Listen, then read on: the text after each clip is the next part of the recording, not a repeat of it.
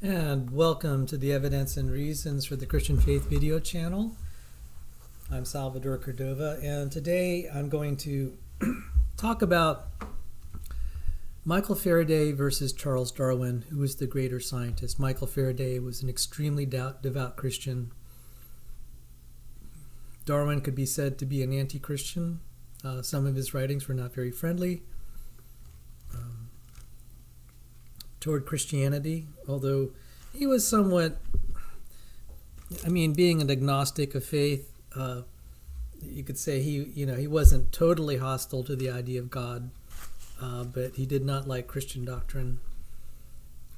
This is borne out in one of his statements regarding the doctrine of eternal damnation. And I think, some scholars have said that the problem of evil disturbed him, as it does, understandably, a lot of people. But I'm going to argue that evolutionary biology is better put in a religion department. It does not hold a place with real scientific disciplines like electromagnetic theory.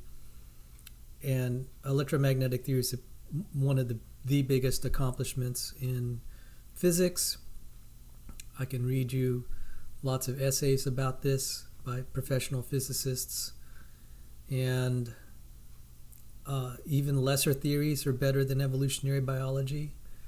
And so this show began because someone I had debated by the name of Dr. Chris Thompson, who is a neuroscientist, he said that I'll let you hear part of the clip, that he thought it belonged in alongside evolutionary biology, belonged alongside electromagnetic theory. And I was just inside I was just cringing. I said, what a ludicrous statement. And I'm gonna go into maybe a little bit of detail into this. I covered this on my academic channel, and I'm going to continue to going in detail what a real scientific theory is. Evolutionary biology to me is like trying to reconstruct the life of a historical figure, like, say, George Washington or whoever. Or how about someone we don't even know for sure exists, but then we're going to talk about his daily life, and what he said to his friends, enemies, and family. You're just going to make stuff up. You have no proof, no way of establishing it, but you believe it. That is evolutionary biology. Whereas electromagnetic theory, you can confirm its major claims. The major claims of electromagnetic theory can be summarized in Maxwell's equations. We have confirmation of our understanding of it as articulated by Maxwell's equation, but you see it in everyday life. We have light bulbs. We have cars that use spark plugs, that use batteries, that use alternators / generators, that use motors to start the car. We have cell phones. We have television. We have radar. We have lasers. We were able to build airplanes and spaceships. We're able to transmit through radio waves. We have the internet. Imagine your life without electricity. That's what life would be like if we didn't have electromagnetism, electromagnetic theory to help us command the forces of nature. That's real science. We have experimental proof that verifies and validates the claims of the theory. The claims of the theory are well defined, summarized in numerous equations, elaborated, and those equations are summarized beautifully on one page, Maxwell's equations. Many scientists contributed to Maxwell's equations. They only bear his name mainly because he had connected them all together, kind of made them one coherent theory. But for example, the first two equations are Gauss's law, one for electrical fields, the other for magnetic fields. And For electric fields, it is that the if I recall this correctly, the divergence of an electric field is equal to the charge. And for magnetic fields, the divergence of the magnetic field is always equal to 0. So the first two are described by Gauss. The next one is Faraday's law of induction. Faraday's law of induction. And Graham Gould is here. Greetings. I'm on Streamlabs, not StreamYard. That's why I can't highlight your comment.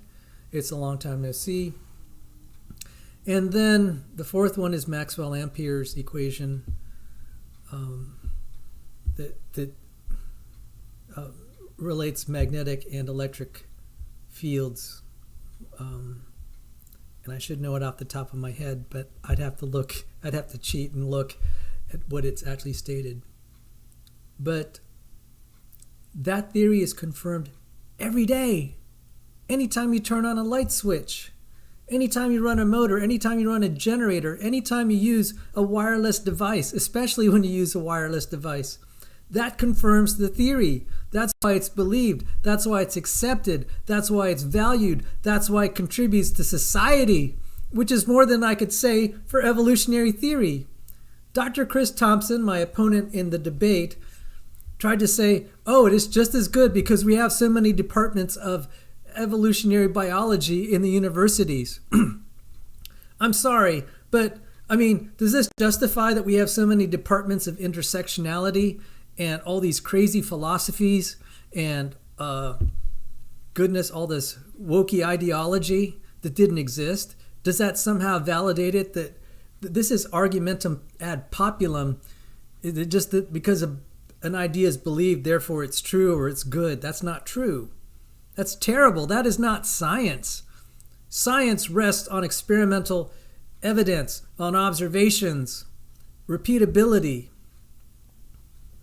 And its value is even beyond that. From a practical level, how does it change everyday life? How does it change society? How does it improve the human condition? Evolutionary biology has done none of that.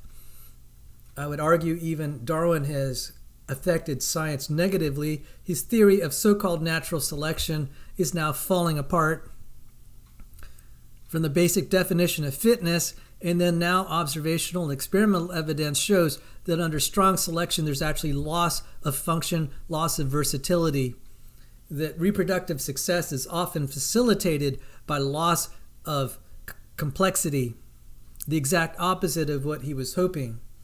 This is confirmed even by an experiment by some, like Lenski, who is promoting this. They keep advertising the long-term evolution experiment, but they fail to point out,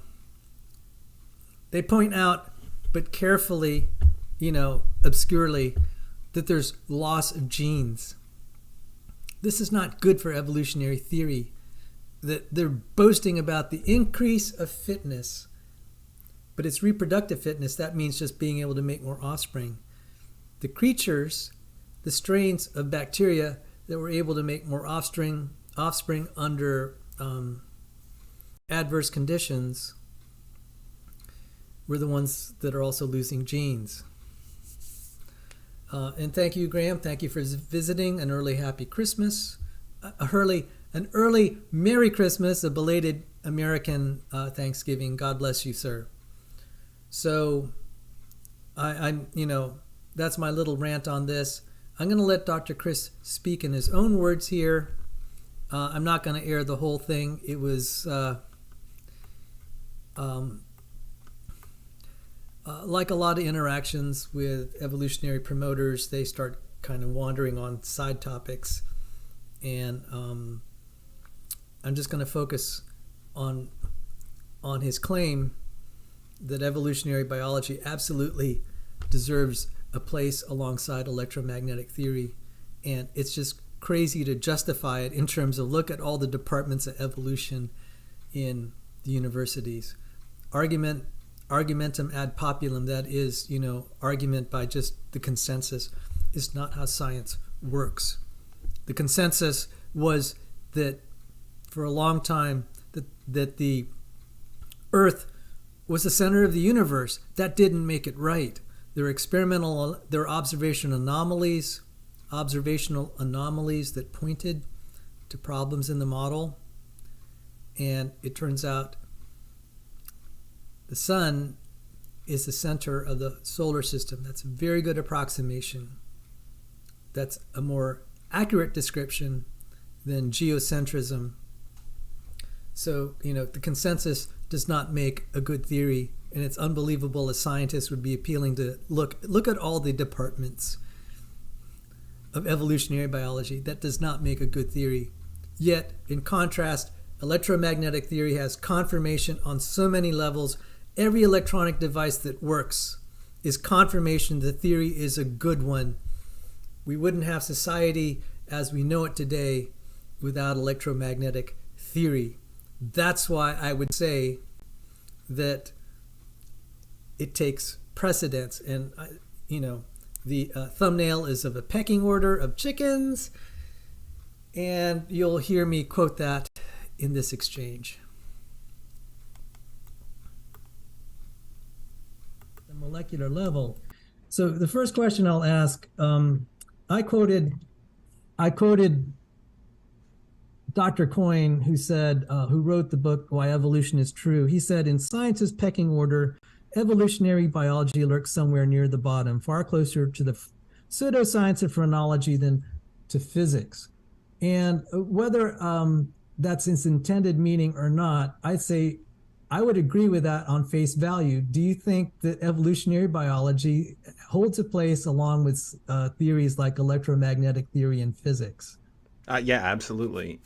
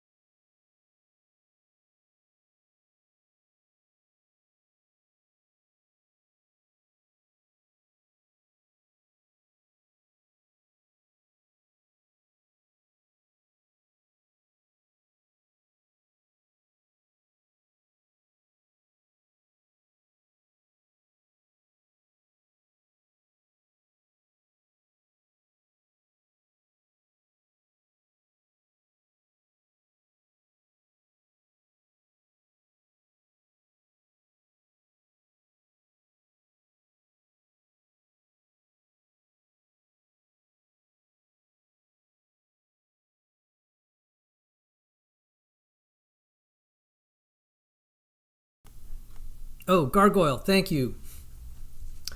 I got so excited to refute Dr. Chris, I didn't turn on the sound. I forgot again. Apologies. Apologies to my audience. I said, no, Dr. Chris. No, Dr. Chris. The quality, the standing of a theory is based not on consensus, but on the evidence. Geocentrism had evidence that supported it, but evidence that was contrary to it. And The strength of a theory is that it's not falsified, that it survives all the tests within its domain. So we have theories in physics that we are now realize are approximations, but extremely good ones. So much so that you can pretty much use it within its domain and accept it as truth. Unless you're really going to go to precision, several digits beyond the decimal point. But for most everyday applications, 99.99%, etc., applications of classical electromagnetic theory work. Where it needs to be amended is at the subatomic level, where quantum electrodynamics has to be, that theory has to be placed on there to amend it to correct for the behaviors at the subatomic level. But when you have aggregates of many particles, what we call microscopic objects, like say a radio, whatever, all those little anomalies kind of average out and kind of cancel out themselves. You average it out and you get classical electromagnetic behavior. Electromagnetic theory is confirmed each time you run an electronic device, your cell phone when it works, your TVs, your cars, the jet airplanes with all their communication systems, spaceships, you name it, space probes.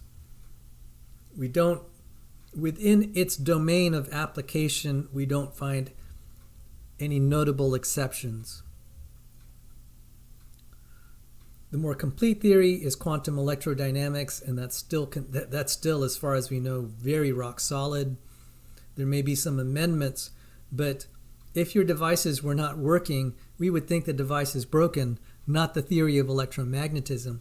That is not the case with evolutionary biology. Their theories are they're always getting surprised. They're making these claims. Even Jerry Coyne was saying how badly designed he claimed that I was badly designed because of a quote-unquote backward wired retina. And he wrote the book, Why Evolution is True. He has since been embarrassed by the physics community that said, wow, what they call a bug is actually not, it is a feature, it is incredible design that enables waveguides. It's unbelievable. And why is this the disconnect between physicists and evolutionary biologists? That's because physicists actually do real science. Evolutionary biologists tell stories without a lot of evidence, and speculations start to circulate as if they're facts. And then Jerry Coyne says the difference between faith and fact. I'm just like, you need to look in the mirror, buddy. A lot of your claims pretend to be facts. They're actually faith statements on your part. You do not know what the state of things were in history. You guess at it. You don't know how something started, what the process was that made it change to something else, and you don't know what that something else is. This is on brutal display when I talked about the protein orchard and the origin, the ancestors of all the major protein families. They don't have a common ancestor, so where did they come from? I asked the question in a debate almost 2 months ago, and they just kind of evaded, didn't really admit they didn't know, that they don't have evidence, and maybe they'll never know. So if you're going to accept something as what you believe and you can't describe it, you can't describe the process that made it, you'll never prove it, that's faith. That's a faith statement. And that's okay if you're not representing it as science. You can represent it as your faith belief. Faith belief belongs in a religion, maybe a philosophy department, but not in operational science like electromagnetic theory. Oh, Bread of Life is here. Hi, Rebecca. I totally messed up 2 minutes of my sound. I forgot to turn on my microphone. So you're hearing kind of my good sermon here, talking about the glory of electromagnetic theory. And I hope you're moved by the story I'm going to read about Michael Faraday. He contributed an incredible amount to the development of electromagnetic theory. The third of Maxwell's equations, the Faraday's law of induction, it's named after him. We would not have. I shudder to think if we did not have Michael Faraday or someone like him, we would not have the modern day. Without Faraday, there is no modern day, because he devised the electric generator. That's why we have all this electricity around us. We can take falling water, build a hydroelectric dam, and he built this device that would move wires through invisible magnetic fields. Move wires through invisible magnetic fields, and it created electricity. How cool is that? He had the insight, he had the daring, but he had the devotion to Christ, the devotion to Jesus Christ, his creator. This was his sacred calling, and he humbly pursued it. And this is a beautiful Christian testimony. You can be a great scientist and love the Lord your God. And as I was reading his account, it's like, why wouldn't you want to be a scientist if you have the ability? Because he quoted from Romans 1:20, the creation tells us about God's qualities, his eternal power, his divine nature through the things that have been made. If you want to understand his eternal power and divine nature, you can learn something about it by studying the things that are made. And he devoted his life to studying the things that were made. He appealed to the Creator. Praise God. And so now I'm going to read. I think I've successfully refuted Dr. Chris. I mean, if he wants to cite how different the modern world would be without evolutionary biology, and compare it to how different it would be without electromagnetic theory, I invite him to do so. And I think he's going to fail. And I would argue there are lots of scientists today, all the way up to Nobel Prize winners like Richard Smalley, who rejected evolutionary theory, and they're able to do science just fine. There are biologists who are able to do science just fine without accepting evolutionary theory. So that tells me it's more like religion than science. But you cannot have the modern day if you reject electromagnetic theory. So let me share my screen. And this was the thumbnail, the pecking order, and I quoted Jerry Coyne on that. And welcome, Pepe Alsquid. Greetings. And Gargoyle, thank you again for helping me with my sound issue. This is a mostly good article except the last 2 or 3 paragraphs. So I'm going to skip the last 2 or 3. Michael Faraday, his Christian faith influenced his science. So this will talk about his Christian faith, not so much about his scientific accomplishments. And then I'm going to read something about his scientific accomplishments. Make this a little bigger.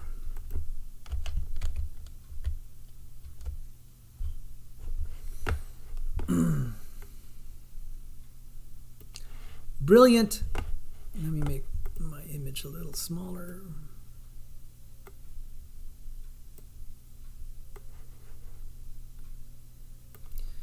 Brilliant people in all walks of life can inspire us, showing us the way to improve our own performance. It is natural that we want to try to elucidate how their minds work, to help us in our own quest for excellence. Matthew chapter 5, verse 16 says, "In the same way, let your light shine before others, so that they may see your good works and give glory to your Father who is in heaven." Michael Faraday, 1791 to 1867, was one of the most influential scientists who worked during the Victorian era, and he certainly let his light shine both in science and in his faith. His careful and methodical experimentation as well as his insightful analysis and evaluation of the results, paved the way for modern chemical analysis and, more obviously, the electronic era that led to the benefits that we enjoy today. What made him tick? Why did he observe details that others had missed? And how did he have the presence of mind to put together these observations and come to new conclusions and theories, then put these to the practical tests in so many ways? Many researchers have looked at the way Faraday's fundamental Christian principles influenced the way he lived and worked, and that it is what I will discuss in this article. He was a committed Christian, a member of a fundamentalist nonconformist sect called the Sandemanians, who believed in simple, humble living with care for the disadvantaged in their community and the absolute truth of the gospel.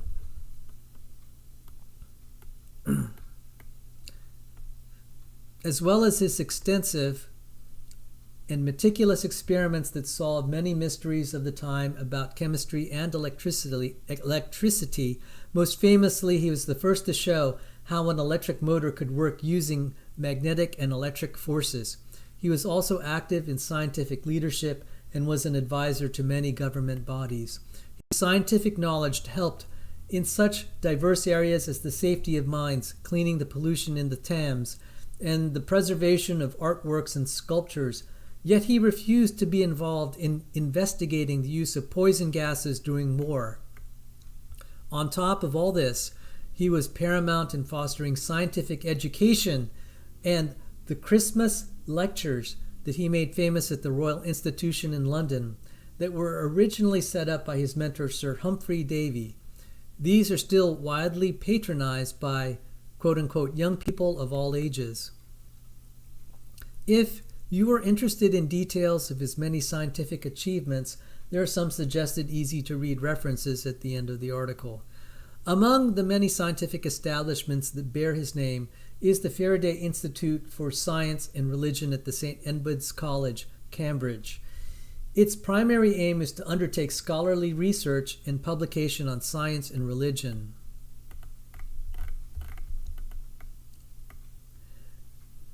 Humble beginnings. That Faraday was able to follow his passion and his calling to do science at the time in British society was a remarkable feat. That he achieved such heights in both his profession and in the eyes of high society, including Queen Victoria herself, is close to miraculous. In those days, people like Faraday, whose families were working class and or poor, got neither the opportunities to do science nor even an education beyond primary school. The Sandemanians were not particularly interested in education, believing in the simple ways of the Bible, but Faraday got his break when, due to the necessity of earning a living, he became the messenger boy for a bookbinder and eventually an apprentice. As he is working with the books, he read them and became interested in the scientific experiments described in some of them. He took himself off to some cheap scientific lectures and self-help groups because his natural curiosity and brilliance made him skeptical of the results of any experiments he couldn't reproduce for himself, and he wanted to know more. Eventually, the bookbinder, George Ribaud, set up a small laboratory for him to use after hours, and so his life of science, with his acute analysis of experimental results, began.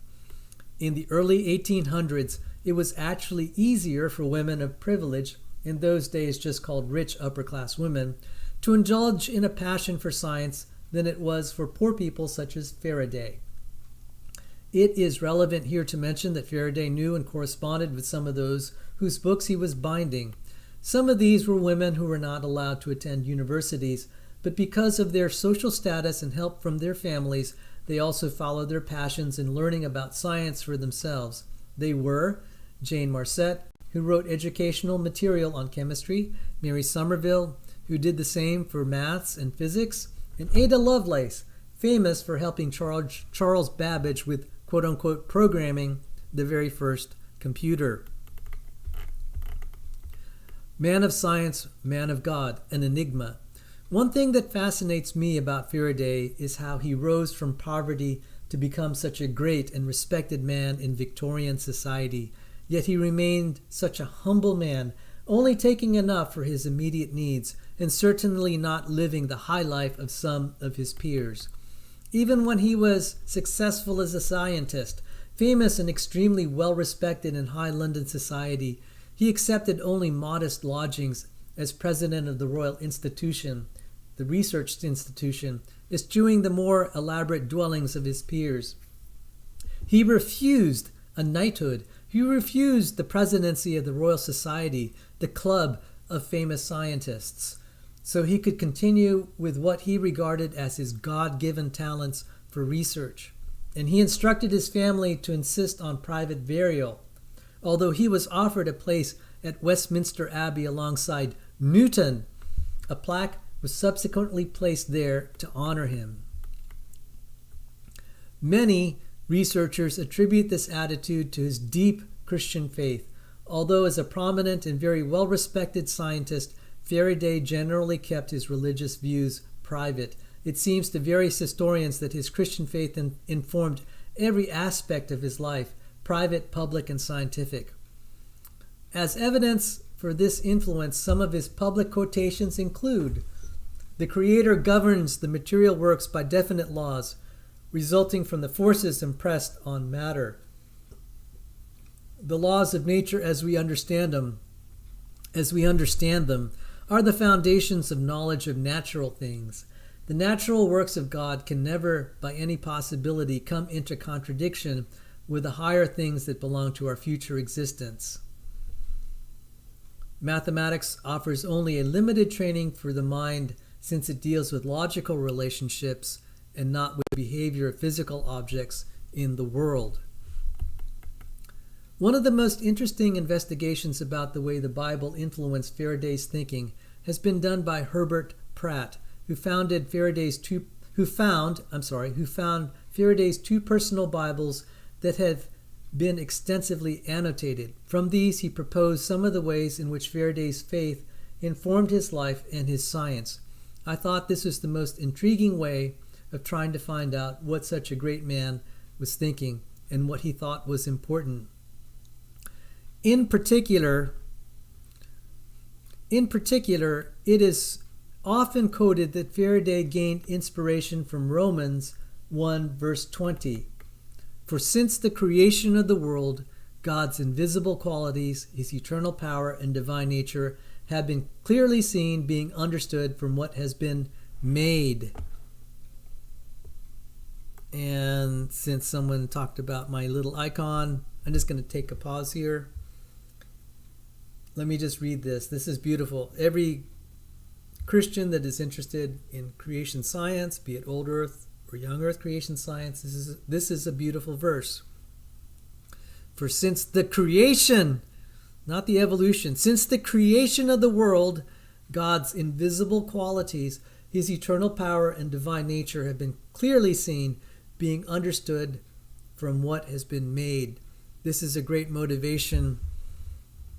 People have said, why if you're a Christian and you believe in creation, what would motivate you to continue, since you think God's the answer to everything? And I'll say, well, if you want to know more about God, why don't you study? Because we'll learn about God's invisible qualities, his eternal power and divine nature. And I found that true in my life as I've studied more science.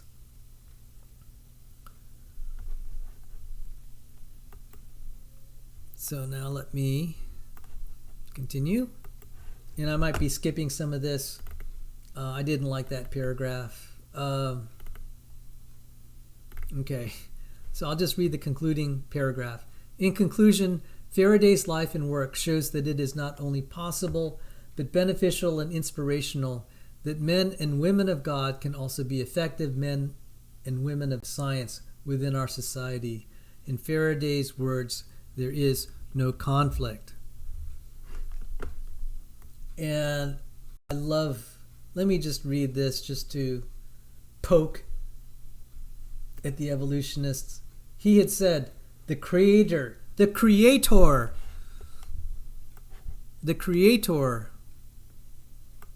governs his material works.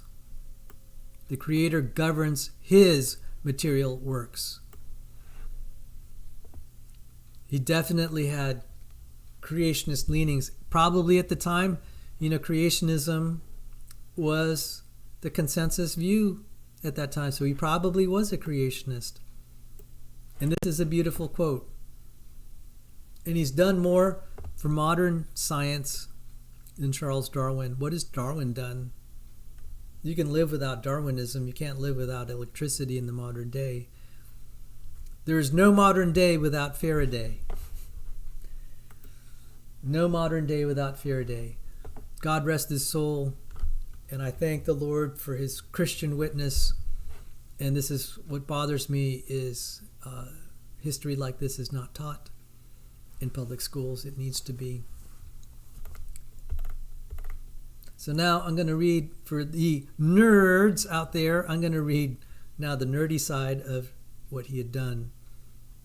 And compare his accomplishments and their effect on modern society versus evolutionary biology. And I think you'll see why I believe that when Coyne said, in science's pecking order, evolutionary biology lurks somewhere near the bottom, far closer to the pseudoscience of phrenology than to physics. Electromagnetic theory is an integral part of modern physics. And it is therefore at the top of the pecking order. Evolutionary biology is at the bottom. Whether Coyne intended that meaning or not when he said it, at face value, that statement is absolutely accurate in light of some of the things I'm going to read now.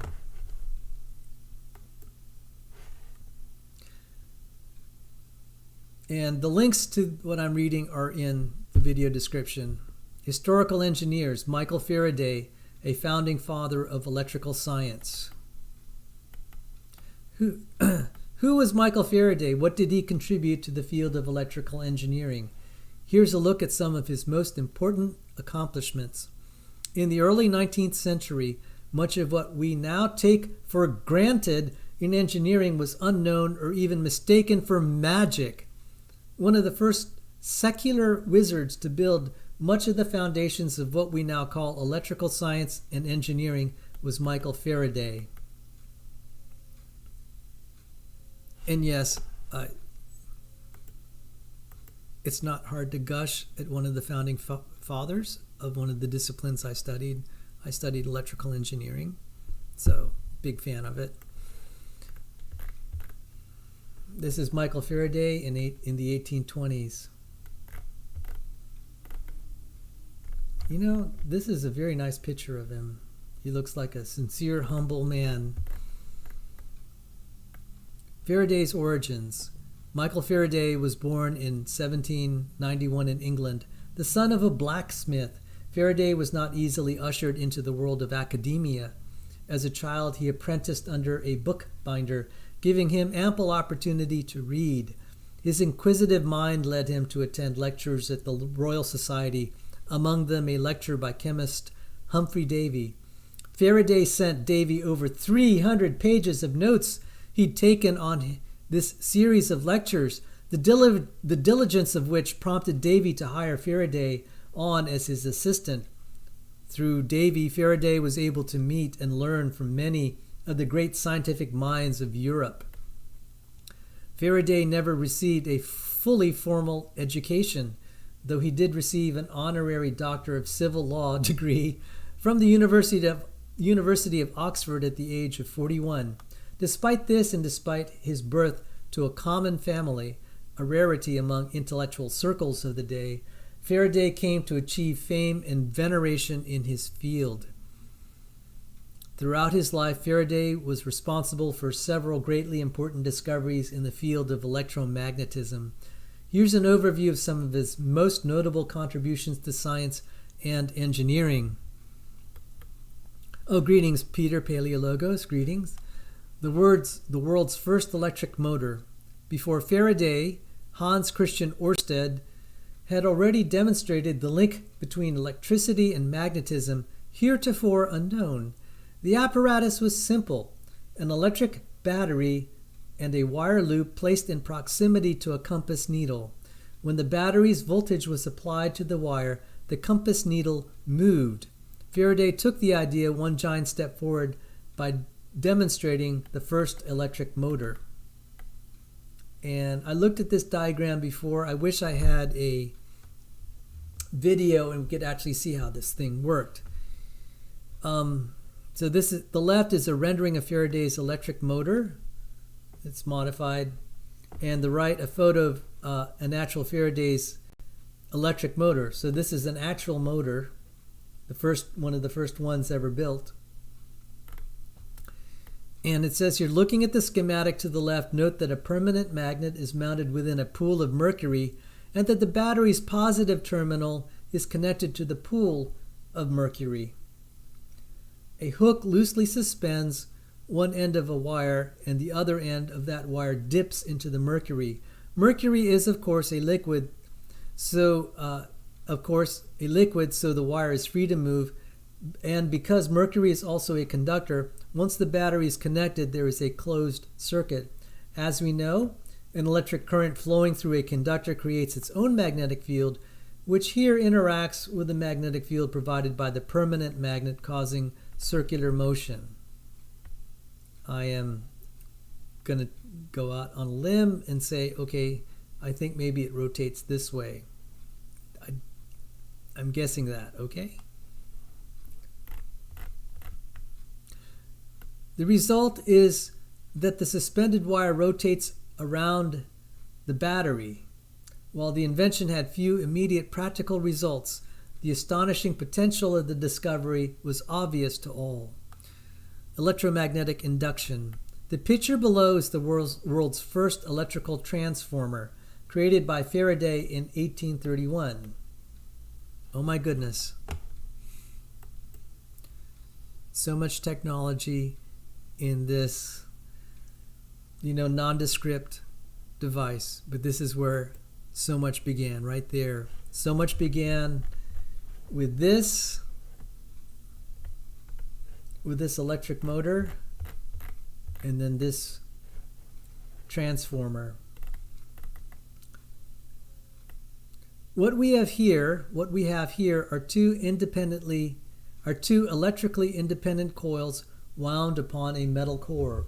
When a current was induced in the first coil, an electrical signal appeared across the second. Most importantly, the signal on the second coil was only present at the moment the first current was applied, and at the instant the current was removed. All right, that was a little thick. But what's happening is you're having electrical energy go through one wire, and that electrical energy is transferred via invisible magnetic fields to the other wire. It is the beginning of remote, being able to control things with unseen forces. Unseen forces. Now, it's not quite at the level of radio waves, but you're beginning to start to see how the invisible realms are being tapped into. This is just like, at the time, that was like magic. It really was starting to see, it's like, wow. So this was a big development. He's probing how these invisible forces are able to interact, and what's more important, we're finding out how to control, how to control these invisible forces. And that was what was leading him to be famous. You can control the invisible forces.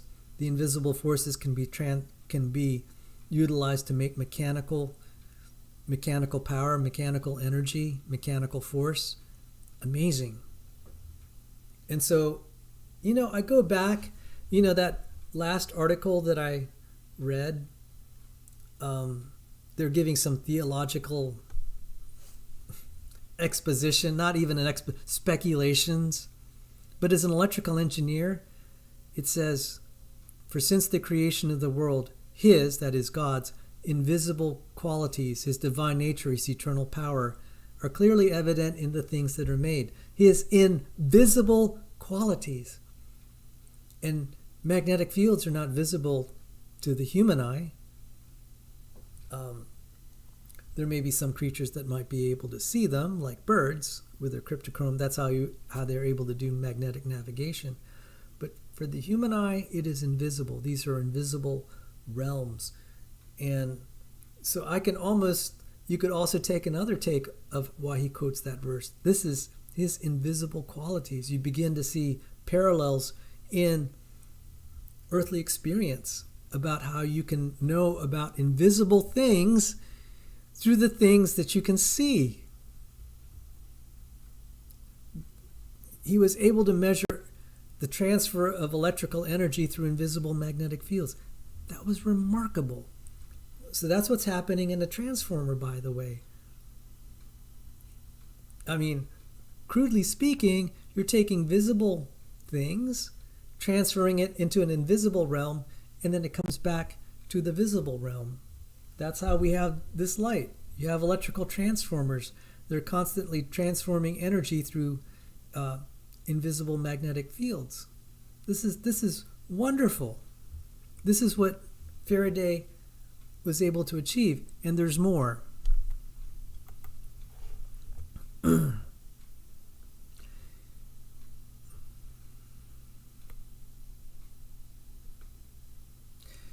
signal on the second coil was only present at the moment the first current was applied and at the instant the current was removed. Faraday also discovered that inserting a magnet into a coil of wire would also induce a current in that wire. Similar to the previous experiment, however, the induced current only appeared during the times that the magnet was moving, when the magnetic field presented to the coil by the magnet was changing. Thus was discovered magnetic induction, whereby a changing magnetic field presented across an electric conductor produces electricity.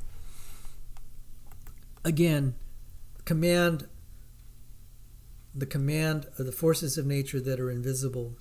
If you have a wire and you have a magnet and you move the wire around that invisible magnetic field, it's going to create a potential difference, a voltage, and you can create electricity. That's the principle of a generator. You are moving a physical object around something you cannot see. It's beautiful. I can understand. I wish we could have a conversation with Faraday. Maybe one day when the Christians meet him in heaven, they can ask, was that what you meant? Was that what you meant? You can understand something invisible by the things you see. And it's by God's grace that he designed the world so that you can probe things that you can't see by understanding its effects on the things that you can. And so that's why the Christian faith, that is how I have, when I nearly lost the faith, I said, okay, Lord, all I can do to probe and to appeal to a God that I don't see is to start trying to ponder the things that I can. Maybe by some remote chance I can have access. I can begin to think and ponder if you're real. Even though we can't see magnetic fields, we believe they exist by their effects on the physical universe. So, I wanted to show, let me just briefly do this, because I really love showing this off, because on the academic channel, the Evidence Reasons Academy, we've been covering Maxwell's equations for like 2-3 months. And so here's one rendering of Maxwell's equations. And apologies that it's so tiny, but here it is. Faraday's law of induction. And I mentioned Gauss's law. This is also Gauss's law. That's a divergence. This isn't a very nice picture of Maxwell's equations. I like this version better.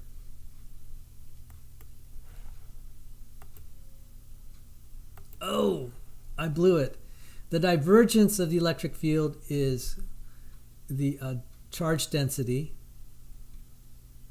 divided by epsilon naught. It's the curl of the electric field. Wait, and the divergence of the magnetic field is zero. So I stated that correctly, Gauss's laws. This is Faraday's law of induction here. Right there. The curl of E is equal to the partial derivative of the magnetic field with respect to time. What does that describe? Okay, again, as I said, if you have a magnet and you have a magnetic field somewhere there, you move a wire around it. That equation describes the electric field that is being generated in the wire.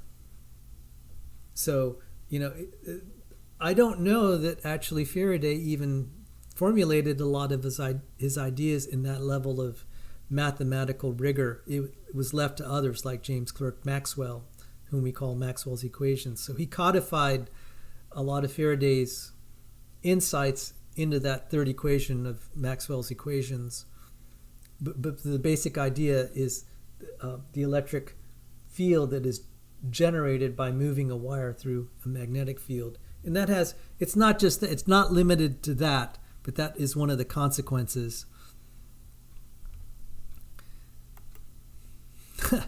Someone said, I'm very confident I will never have a law named after me. Well, God is no respecter of persons. If you love the Lord, that's all that counts.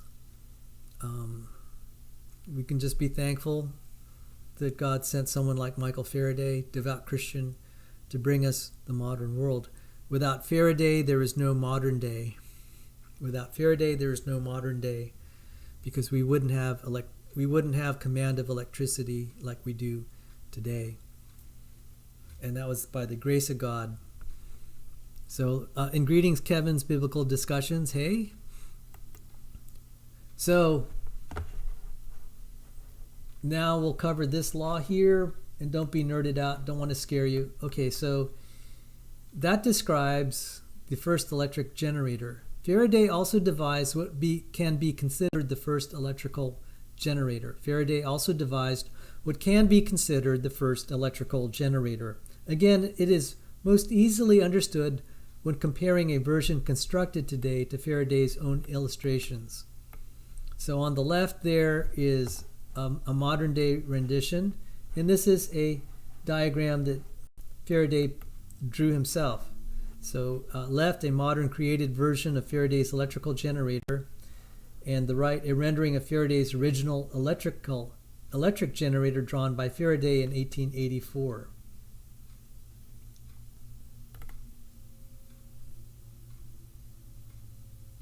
That date looks a little funny because that's after he died, so that might have been discovered after. All right, so let's see how this thing worked. Looking at the model on the left, the black items are permanent magnets. So these are the permanent magnets here. And turning the crank rotates the copper disc. This generates an electric potential measured from between the center of the disc and its outer edge. So here's the center of the disc and here's the outer edge. And you can draw electricity from that. Again, this is a beautiful illustration because Faraday quoted Romans 1:20 for since the creation of the world, his invisible attributes, his divine power, are clearly seen in the things that are made. His eternal power, divine nature, clearly seen in the things that are made. His invisible attributes. So we're able to learn about the attributes of this invisible magnetic field generated by these magnets that are black here. But there's a little air gap between the magnet, and the copper disc. He's probing the attributes of that invisible magnetic field with this device. It's interesting from an experimental standpoint, but it's interesting also from a technology standpoint. This is how so much electricity, gobs and gobs of electricity are made today with electric generators. A little bit with batteries, but mostly by generators. So when you're driving these hybrids or Tesla cars, a lot of the electrical energy in the batteries actually comes from the electric generators that change the chemicals inside the batteries and convert the electrical energy to chemical energy. So you have mechanical energy, like you see with this crank. It could be a hydroelectric plant or whatever. And then that electric energy is transmitted over long wires, and then the wires connect to like, say, if it's a Tesla, it's charging the batteries. In the case of a hybrid, many times, your engine is turning a generator and it's providing electrical energy that gets converted to chemical energy in the battery that can be later converted back to electrical energy to power a motor. So Faraday devised the first motor and the first generator. This is incredible. Just think about your hybrid car really depends so much on this. Your fully electric car depends on this. And even to a great extent, even your typical just pure gas-powered or diesel-powered car or vehicle, it still relies on it because you have spark plugs and batteries. Your alternator creates the electricity that keeps charging your batteries, and you can power all the electric stuff like the lights, your spark plugs, etc. Faraday was credited with this. So like I said, there's no modern day without Faraday. And he was a devout Christian. And I just saying, guys, I encourage those, God has called each and every person with their gift. If your gift is science, you can worship the Lord with your work.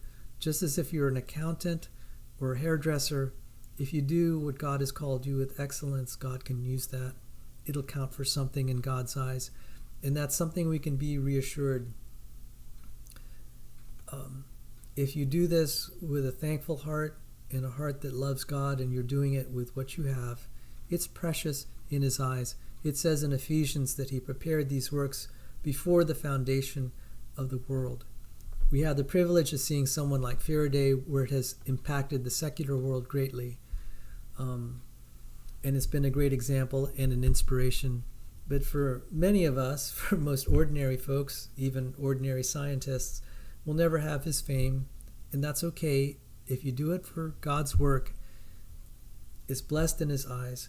But it's also a great opportunity, because as it says, for since the creation of the world, His invisible attributes are seen through the things that are made. Science gives you a chance to study the things that are made, and maybe in the process you get to see a little glimpse of God's eternal power and divine nature. I've certainly felt that as I've studied science, both in physics and in biology. So let's continue. Looking at the model on the left, the black items are permanent magnets. Turning the crank rotates the copper disc. This generates an electric potential measured from between the center of the disc and its outer edge. There it is again. Advances in chemistry. While Faraday is most noted for his contributions to the then nascent field of electroscience, he also made some important contributions to chemistry. Perhaps most notably, while not the discoverer of electrolysis, he did formulate quantitative relationships describing the process in terms of the amount of current applied over time.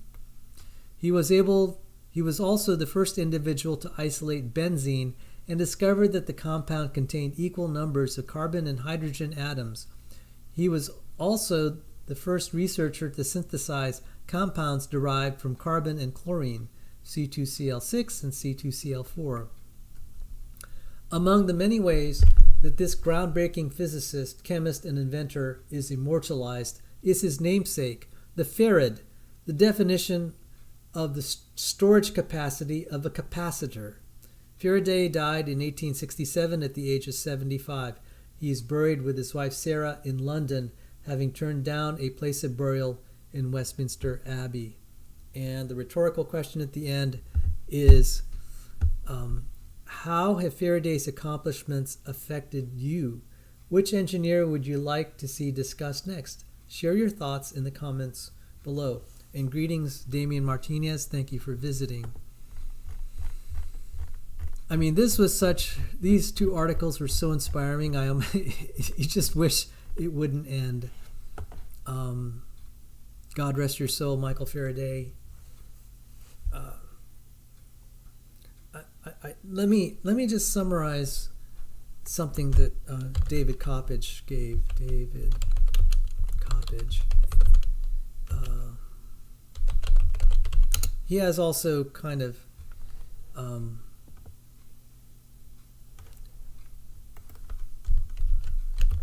a mini biography, creation.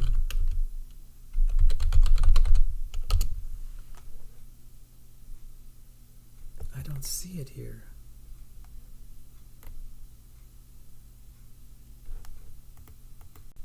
Let's see if I could find it.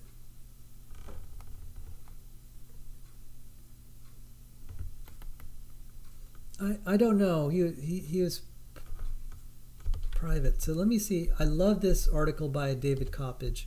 So now this is going to repeat a little bit of what I've said, but I'm just enjoying myself so much talking about Michael Faraday. I mean, for anyone who's struggled through discipline of electrical engineering, it's painful. But then to read the history of the people that were leaders in your field and you find out they're Christians, I have to tell you, it's so comforting. It's so comforting. So the things that I'm learning from non-Christians, electrical engineering, sometimes, not always. A lot of my professors were Christian, thank God for that. But it just seems like all these cold equations. But then you realize they were lovingly developed by men who devoted their lives to God.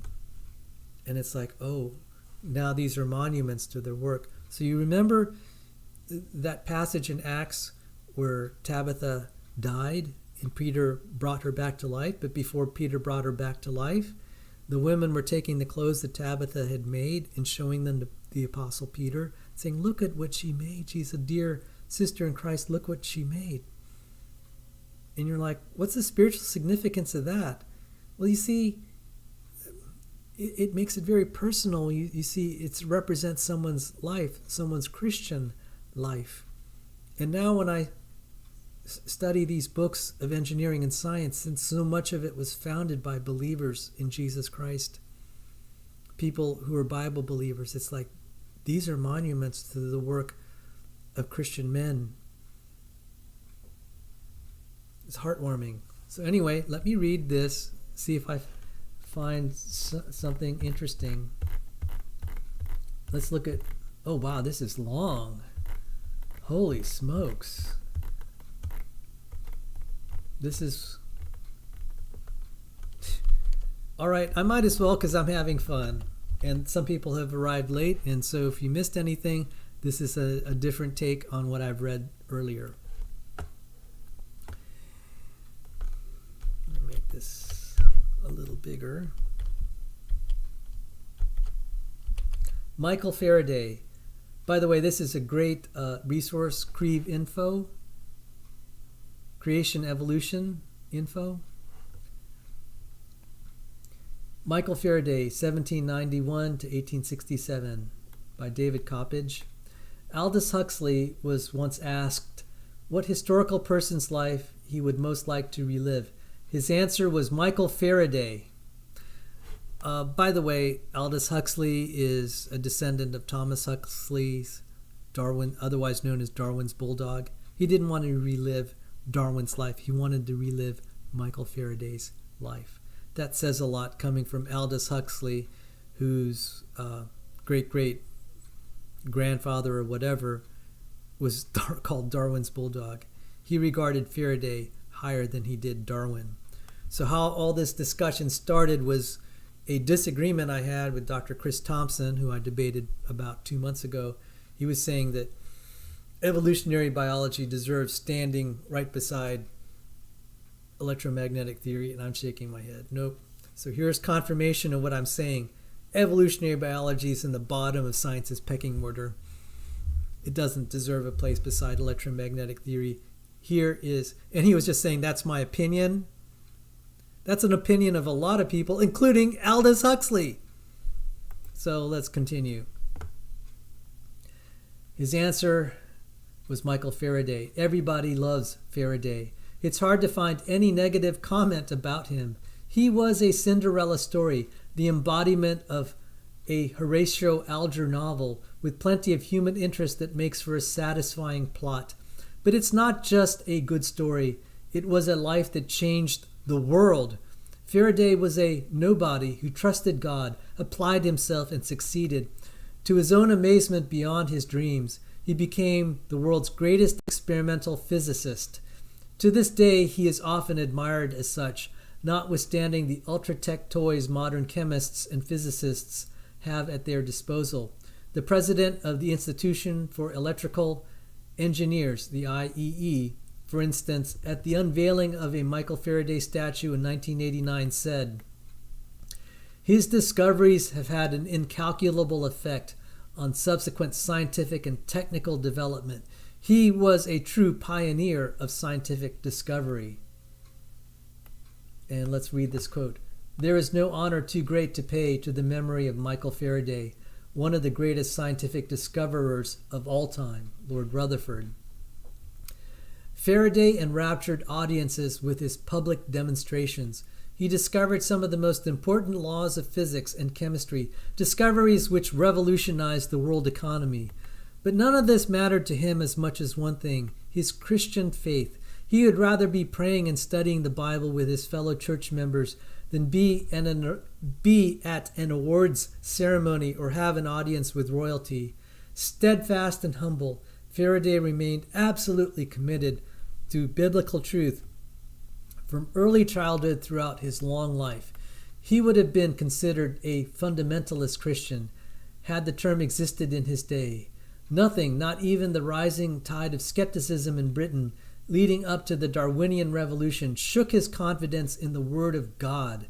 And Faraday was not one to ever hear a snicker from skeptics. He was too highly esteemed for that. His contemporaries would have concurred with the praise Lord Rutherford expressed in 1931, 64 years after his death. The more we study the work of Faraday with his perspective of time, the more we are impressed by his unrivaled genius as an experimenter and natural philosopher. When we consider the magnitude and extent of his discoveries and their influence on the progress of science and industry, there is no honor too great to pay to the memory of Michael Faraday, one of the greatest scientific discoverers of all time. So take that, you Darwinist fans. Darwin doesn't hold a candle to Faraday, doesn't even, much less a light bulb.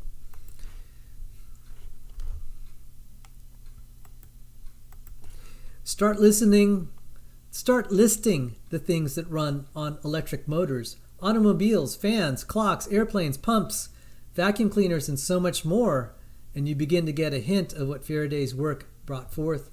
Add to the list generators, transformers, electrolysis devices, electromagnets, and many other products of his lab, and Faraday's importance to the history of science and technology starts to come into focus.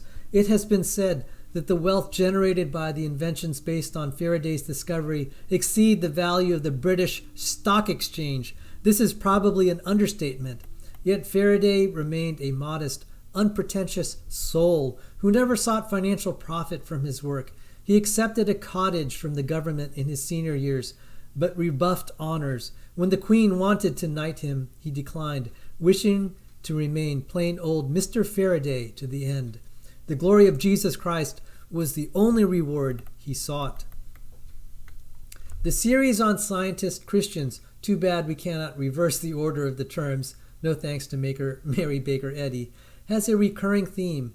Circumstances are not the sole determiner of success. There have been some who came from well-to-do families, Boyle and Joule, but others, Newton, Kepler, Carver, seem to have everything against them. Teachers should take note that a child from a poverty-stricken family in a bad neighborhood might turn out to be the next Michael Faraday. Man looks on the outward appearance, Samuel reminded Jesse, the father of a ruddy shepherd boy destined to become King David. But God looks on the heart. The most precious gift a poor mother and father can give their children is an example of faith, diligence, and godliness. The Faraday household had little of this world's goods, but they had the intangible treasures of God's Word. The centrality of worship in their life made them resolutely confident in the sovereignty and grace of God.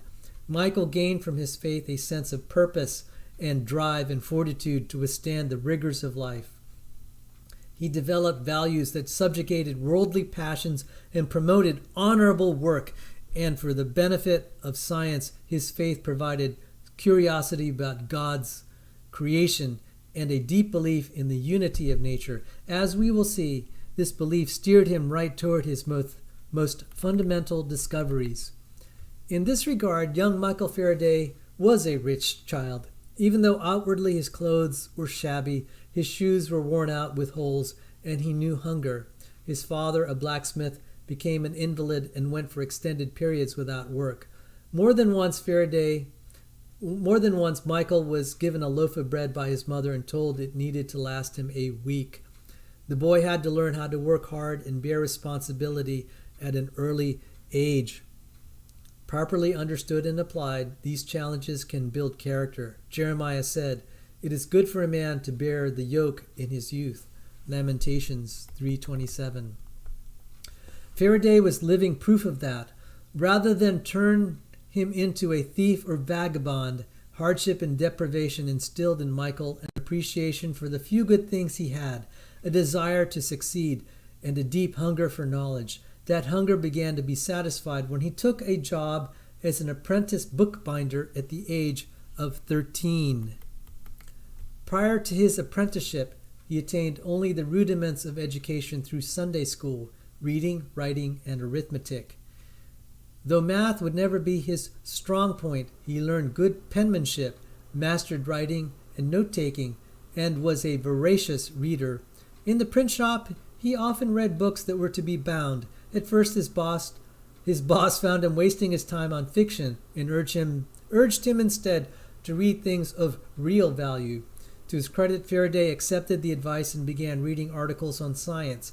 A book on chemistry attracted his attention so much he began imitating the experiments.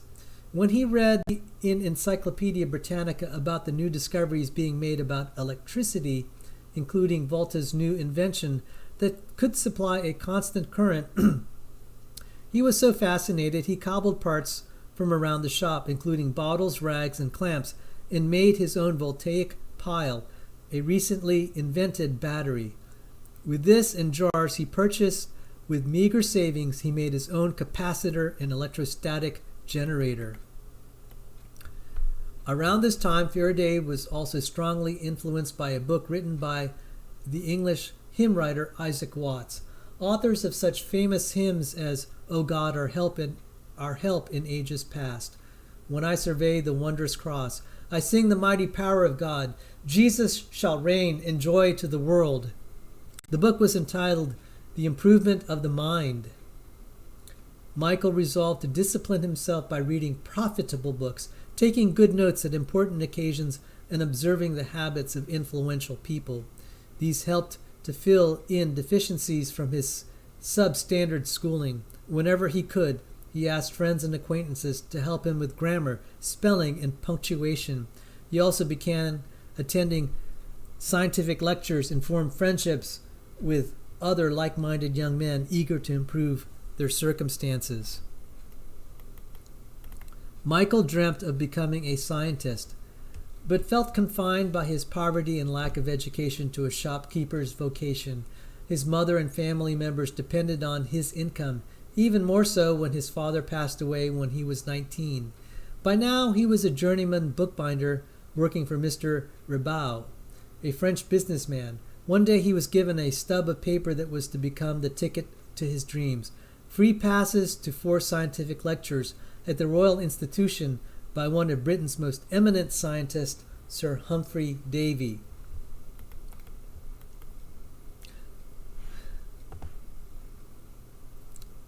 I got to just say, if only I treasured the lectures that I went to in college, like Faraday, I think I'd be much farther along in life on many levels. God bless him. This is a miracle story. Praise God.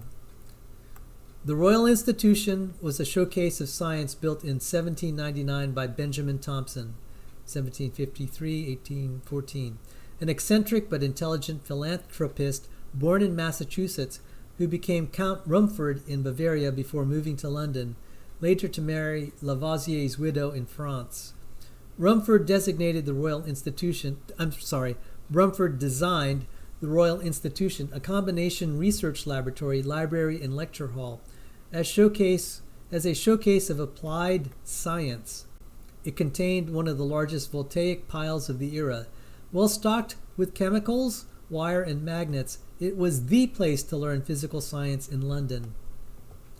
Humphrey Davy, famous for inventing the miner's safety lamp, was an early experimenter with electrolysis and used it to discover 6 elements: potassium, sodium, calcium, strontium, barium, and magnesium. Davy was another Christian man of science. Henry Morris summarized his testimony. He was a Bible-believing Christian, highly altruistic and generous, though not as spiritually minded and patient as was Faraday. He was also a poet and for a while something of a Christian mystic. In his declining years, however, he returned to biblical Christianity and found peace therein. Men of Science, Men of God, page 38. Sir Davy's public lectures at the Royal Institution were very popular and brought in revenue from wealthy patrons, since it relied on subscribers. One can imagine how Faraday, a young man and well-read in chemistry and electricity, would have longed to hear Davy.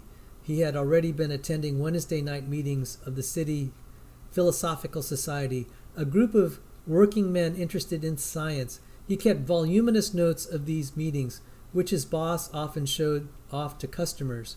One customer was so impressed he gave Michael free tickets to 4 lectures by Sir Humphrey Davy at the Royal Institution. The year was 1812. Faraday was now 21. He came early with ample note-taking materials and sat on the front row.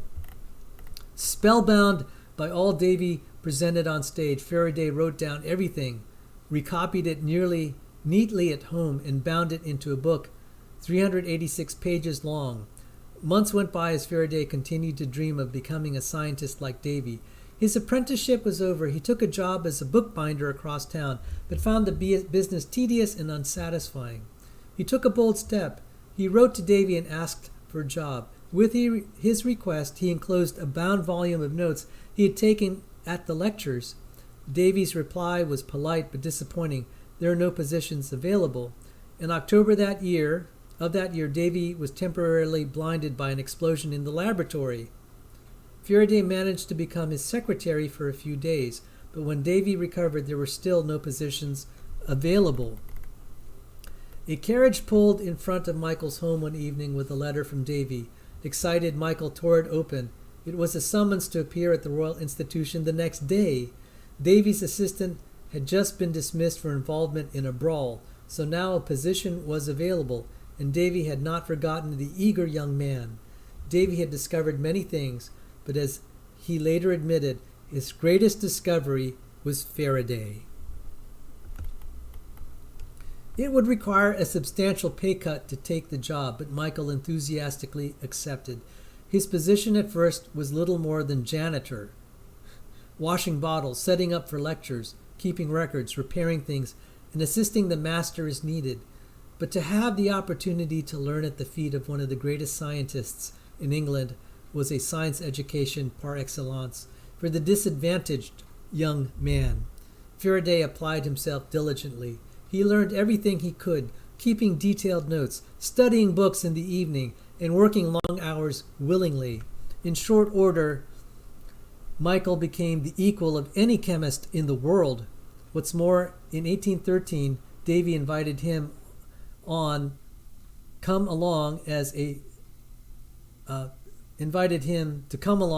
his personal secretary on a tour of Europe, including Italy, Switzerland, Holland, and Germany, for a year and a half. Faraday had the opportunity to meet some of the most important scientists on the continent, including Volta and Ampere. It was not always easy. The talkative and snobbish Mrs. Davy had the habit of treating Michael like a servant, but overall the experience was an invaluable supplement to Faraday's ongoing education. I'm going to pause here. You heard the word volta. I presume that's where we get the word volt. And you hear the word ampere. So volts and amperes. He met the guys. So volta and ampere, critical to electromagnetic theory. Faraday meets them. Faraday was like a kid in a toy shop at the Royal Institution. His experiments are legendary. Encyclopedia Britannica summarizes some of his most important discoveries. Faraday, who became one of the greatest scientists of the 19th century, began his career as a chemist. He wrote a manual of practical chemistry that reveals the mastery of the technical aspects of his art, discovered a number of new organic compounds, among them benzene, and was the first to liquefy a permanent gas, one that was believed to be incapable of liquefaction. This is incredible. His major contribution, however, was in the field of electricity and magnetism. He was the first to produce an electric current from a magnetic field. Okay, let me pause a little bit. So early in his life, he was building batteries. So he was making electricity through chemical means. He had an electrostatic generator. So that is, again, just, generating electricity by rubbing things together. And you feel that on a cold, wintry, dry day. But this generator was different. This was, you could say, an electromagnetic, a generator that used magnetic fields. I hesitate to use the word electromagnetic, but I mean electricity and magnetism are connected. So let me just continue. He was the first to produce an electric current from a magnetic field, invented the first electric motor and dynamo, demonstrated the relation between electricity and chemical bonding, discovered the effect of magnetism on light, and discovered and named diamagnetism, the peculiar behavior of certain substances in strong magnetic fields.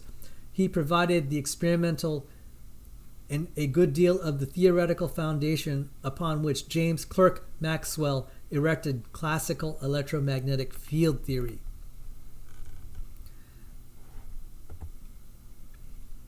Oh, and God bless you, Janet Duttridge. This summary conceals decades of hard work and many lonely yet adventurous days and nights in the laboratory. Sometimes Faraday used his tongue as a voltmeter or chemical taster, and explosions were not uncommon, but he was a stickler for accuracy, kept good records, and published faithfully. Work, finish, publish. Work, finish, publish was his motto, as he constantly strove to explore the frontiers of physical science. Work, finish, publish. Michael also developed skill in the art of lecturing, understanding his responsibility to his audience. He made it a personal project to determine the most effective techniques for holding an audience's interest and giving them a satisfying and edifying hour in the lecture hall. Within a decade of his employment by Davy, Faraday had exceeded his master in eminence. He was now a skilled lecturer, well-known experimentalist, and published scientist, with many major papers to his credit. He was also a married man, having wed Sarah Barnard, a member of his church, in June 1821. By 1824, the self-educated bookbinder was elected to the Royal Society, and the following year succeeded Sir Humphrey Davy as director of the Royal Institution. So he was a manager as well. Wow. The Faradays lived upstairs at the Royal Institution for 40 years. Michael would usually work long hours at his lab in the basement, where Sarah would often bring him dinner. She never pretended to understand his research, which was fine for Michael because she could be the pillow for his mind after long hours focused on experiments. But the two of them loved each other deeply and faithfully all their lives. It was their deepest misfortune not to have children of their own, since both were fond of children.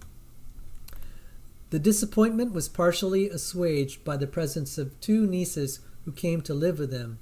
Though not opposed to socializing, Michael was most content to be working at experiments in his laboratory. Experiments were beautiful things, he felt, and they provided the confidence he needed in his investigations of the laws of nature. So confident was he in nature's laws, he once performed a risky experiment with himself as the subject. He built a 12-foot square metallic cage and charged it so high with static electricity that lightning-like sparks leaped off both sides. To prove that the electric field on a conducting surface resides only on the exterior, he went inside the cage to verify the absence of any detectable field in the interior. No wonder such devices are known still today as Faraday cages. Wow!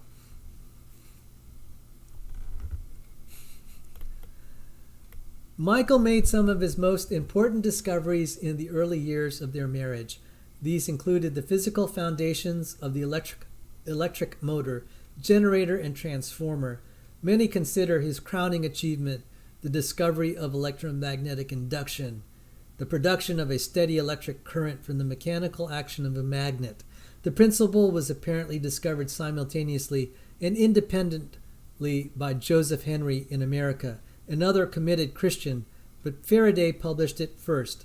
This became the foundation of the electric dynamo or generator, a new source of cheap energy that was to outpace the steam engine in the coming years and revolutionize the world energy economy. Though known primarily as the great experimentalist, Faraday also possessed outstanding theoretical insight. His concept of an electromagnetic field, the idea that space was permeated with energy that followed lines of force, as demonstrated by the common children's experiment with iron filings aligned by a magnet on a sheet of paper, was revolutionary in its day. It provided the fruitful insight that Maxwell later rigorously developed into his 4 laws of electrodynamics. And if I may only show this off one more time, those are the 4 laws right there, baby. And if you want to be tortured, we study that on my academic channel, the Evidence Reasons Academy. The 4 laws of electrodynamics. Since Faraday lived on a meager salary and the Royal Institution was often strapped for funds, most of the epochal discoveries were made with clever contraptions he devised himself out of inexpensive materials. Hermann von Helmholtz remarked, "A few wires and some old bits of wood and iron seem to serve him for the greatest discoveries." A few wires and some old bits of wood and iron seem to serve him for the greatest discoveries. The breadth of fundamental discoveries this math-challenged, poorly paid, self-taught scientist made continues to astonish historians today. For a good review of his work with illustrations, see John Murray Thomas, Michael Faraday and the Royal Institution, Chapter 4. His work in chemistry alone would have made him famous. Add to that electromagnetism, electrolysis, diamagnetism, paramagnetism, field theory, acoustics, light, and more, and his lifetime record stands unexcelled. He is the only physicist with 2 international units named after him, the Faraday, a unit of electrical quantity, and the Farad, a unit of capacitance. He is also remembered for the Faraday effect, the influence of magnetism on polarized light, and Faraday's laws of electrolysis, each of which had immense practical application that were soon exploited by entrepreneurs. And by the way, going back to Maxwell's equations, the 4th, what's sometimes classified as the 4th Maxwell equation is this one. It's this one here, Faraday's law of induction.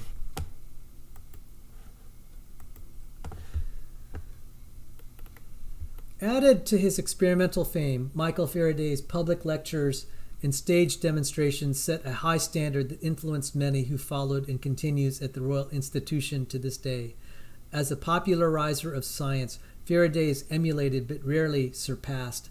How he managed to design and execute so many Friday night lectures at the Royal Institution, each thoroughly planned and rehearsed, illustrated with experiments usually of his own making, is remarkable. Considering how busy he was and how little he earned, one of his most poignant legacies was the annual Christmas lectures for children, a tradition that continues to the present. Adults had to stand in the back as the children got all the front seats for these delightful events. Faraday could keep the young audience in rapt attention as he made the ordinary seem extraordinary. His most popular Christmas lecture series was called The Chemical History of a Candle, which transcribed into book form remains a classic today. There have been 70 Japanese editions alone. Faraday could take a simple household object, a candle, and draw out of it all the diverse wonders of nature. That's a prime illustration of Muir's law. Any time we try to isolate something by itself, we find it hitched to everything else in the universe. Here's a picture of Michael Faraday. Well, I showed pictures of him earlier. I shouldn't have done that. When I change the magnification, I lose my place in the document.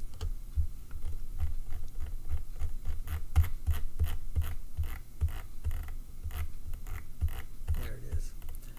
What turns a poor young man into the world's greatest experimental scientist? What separated Michael Faraday from the other poor boys of his neighborhood? Undoubtedly, his Christian faith was the biggest factor. His parents grounded him in the biblical worldview. Historians find it intriguing that Faraday, a scientist, remained so loyal to his church all his life. The Faradays were nonconformists in that they rejected the official state church with its high church liturgy and social acceptance, preferring instead to meet in small groups to study the Bible and obey the teachings of Jesus Christ. Puritanism and Methodism are other examples of nonconformist groups. John Dalton, Joseph Priestley, and Joseph Henry were also scientists of nonconformist faith. The Faraday family belonged to a denomination known as the Sandemanians, a breakaway sect from the Scottish Presbyterian Church, founded a century earlier by John Glass. The name Sandemanian comes from his son-in-law, Robert Sandeman, who became the leader. The Sandemanian Church was basically a back-to-the-Bible movement. Critical of the traditions the High Church had added to the Scripture and the corruption that often ensued, they sought to return to the primitive apostolic Christianity of the New Testament. Some distinctives of their worship included a plurality of elders, closed communion, foot washing, reading of Scripture, and long prayers. Members are treated as equal, with no division between clergy and laity. They frowned on wealth accumulation and other forms of worldliness, and extolled humility, simplicity, and charity. Their services and fellowship meals took up a good part of each Sunday. Faithful attendance on the Lord's Day and at Wednesday night prayer meetings was expected, especially for elders. Faraday lost his eldership once for missing church to visit the Queen. Only after a period of contrition over his lack of priorities was his position restored. I'm sorry. He lost his position as elder because he was invited to see the Queen. I'm sorry. You gotta love it. Okay, that's the church culture he was a part of. God bless him. Being in fellowship with other Christians and your commitment as an elder, he was reprimanded for visiting the Queen. Praise God. Praise God. How could such worship habits, seemingly so devoid of scientific interest, influence the lab work of a young scientist? This topic is explored by Jack Meadows in a sidebar of his chapter on Faraday in The Great Scientists, entitled Nonconformist Religion and Science. The growth of modern science overlapped the dramatic religious changes of the Reformation, he begins. Though he admits the connection between these developments is sometimes obscure, he points out some features of nonconformism that contributed to scientific endeavor and produced some of the greatest scientists from the ranks of nonconformists. For one thing, nonconformists were social outcasts to one degree or another. Though often tolerated, they had been through severe waves of persecution at times. One only has to remember the Pilgrims leaving all to sail to the New World primarily for religious freedom. Later, Robert Sandeman also immigrated to America because of religious pressure in England. This kind of treatment harked back to the Reformation itself, a nonconformist tradition of the First Order. Yet when some Protestant churches became the new establishment, new reformers often felt compelled to break away. In so doing, they suffered some of the same reproaches endured by the early reformers. Here is where you can use that longest word in the English language, anti-disestablishmentarianism. This much is attributable to human social weakness, the us versus them mentality, but often the outcast group, now on the defensive, becomes the more eager to delineate their positions and the more motivated for change, attitudes that sometimes can reap positive results in other areas. Secondly, as outcasts, they were rugged individualists. Nonconformists were often subject to legal restrictions.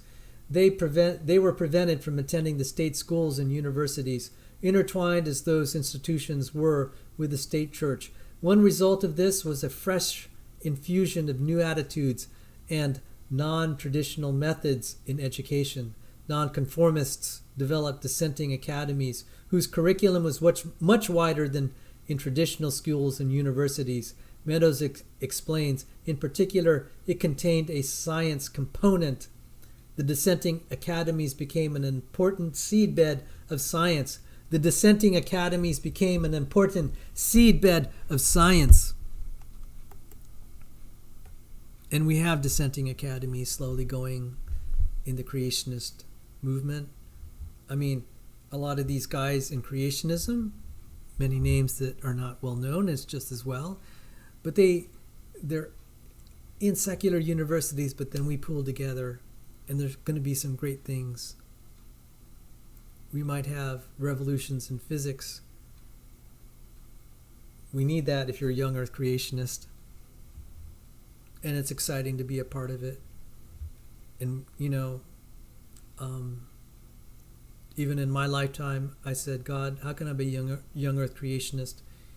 The distant starlight problem seems insurmountable. So I'm going to be an old earth creationist. Don't know how that's going to fit with a little literal reading of the Bible, but it's like I struggle with that. But now, 40 years later, professional physicists are saying Einstein's theory of relativity is not quite right. The glimmer of hope is there. We live in an exciting time where I'm trusting that new discoveries in physics might resolve the distant starlight problem of young earth creationists. There are also exciting things in nuclear physics where, like, for example, heavy electron quasi-particles might solve some of the problems in radiometric dating. And we also live in a time when we're finding the geomagnetic field is decaying.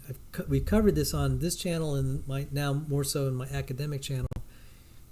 It may confirm that the Earth is young, and it will have consequences in our view of humanity and its future. Because if the magnetic field is decaying, even as Wikipedia admits, it may mean that human civilization doesn't have long. I mean, if it's gone in 10,000 years, our atmosphere will slowly just be sputtered away into space as the solar winds or whatever start hitting it and accelerating the molecules of the atmosphere beyond escape velocity. It'll never come back to the Earth, and we won't have an atmosphere. And the only thing that will save us is Jesus. But it will also confirm that the world is young. Therefore, this is evidence of the Gospel, chapter 3, the Gospel of Luke, chapter 3, the genealogy of Jesus Christ. It'll definitely put evolutionary theory and just crush it. Because if the Earth is young, there's no evolution. It had to be created. So I was inspired by hearing that last paragraph. In particular, it contained a significant science component. The dissenting academies became an important seedbed of science. But why would religious people concerned about imitating the early church care about science? This is where Meadows draws the most pertinent connection. Many of the nonconformist sects continued to hold a favorable view of science and technology, and the Industrial Revolution in England in the 18th century owed a great deal to them. He doesn't mention it explicitly, but this favorable view of science could only have been derived from a commitment to the biblical doctrine of creation, a conviction that God created a world of order, beauty, and purpose operating under his natural law gives impetus to scientific endeavor for that reason. It is not surprising that a person of Faraday's nonconformist background should develop an interest in science. Add to that belief the promotion of excellence. Whatever ye do, do all to the glory of God, 1 Corinthians 10:31, and the well-known Protestant work ethic. If anyone would not work, neither should he eat, 1 Thessalonians 3:10, and the commitment to the truth, thou shalt not bear false witness, Exodus 20:16. And you have the qualifications for a good scientist. And there are other verses in the Bible, whatever your hands will to do, do with all your might. All your might. This is the cross you're called to bear. And I got to contrast this with modern day evangelical USA Christianity that has a hatred of science. It's disgusting. It's only now that we're starting to revive it. But a lot of these evangelists and preachers just want to make Christians in their own image. You're somehow a lesser citizen if you're not a preacher. And some of these guys, it doesn't surprise me, they're caught up in all these corruption scandals. Their heart was never really close to God. It's like, you need to study God's word. What are you doing? I mean, there were people like Keith Green who ran a ministry, the Last Days Ministry, and some of the people said, why do you go to college? You ought to be out there preaching. And it's like, no. If God has gifted you to preach, that's what you do. If God has gifted you to do what Michael Faraday is doing, that's what you do. We're all members of the body. You see, the witness that Faraday has left reverberates through Christendom even now. Maybe not a lot of us know, because preachers have a way of just glorifying other preachers. They don't look a lot into the testimonies of other Christians in other professions. I just get a little sick of just seeing these preachers just like, oh, look at all this preacher, look how many souls were saved or whatever. That's the model of a Christian. It's like, you look at the book of Revelation. Do you see, did Jesus commend churches for how many converts they made or how many souls they saved, quote unquote? It's Jesus that saves souls, not us anyway. He commended the church of Smyrna. He said, I know your poverty, but you're rich, and they're also persecuted. And then he commended the church of Philadelphia. He said, I know you don't have a lot of power, but you have held fast my word. Doesn't that sound a lot like Michael Faraday? And you see these churches that are so obsessed with, getting what they call getting butts in the seats. If their motivation is to get more people in the church, they say, well, we're saving souls, but it's really to get more people in the church, to get more tithes, to get more power, influence, and attention. And I've seen that's American Christianity. I mean, that is something that has stained American Christianity. It doesn't define it, but there's that stain. There are sincere Christian churches throughout the land, but it's stained by this culture of, what I call the preacher culture of Christianity. Your Christianity is measured by, how many tracts you've handed out, how many people you've talked to and witnessed to.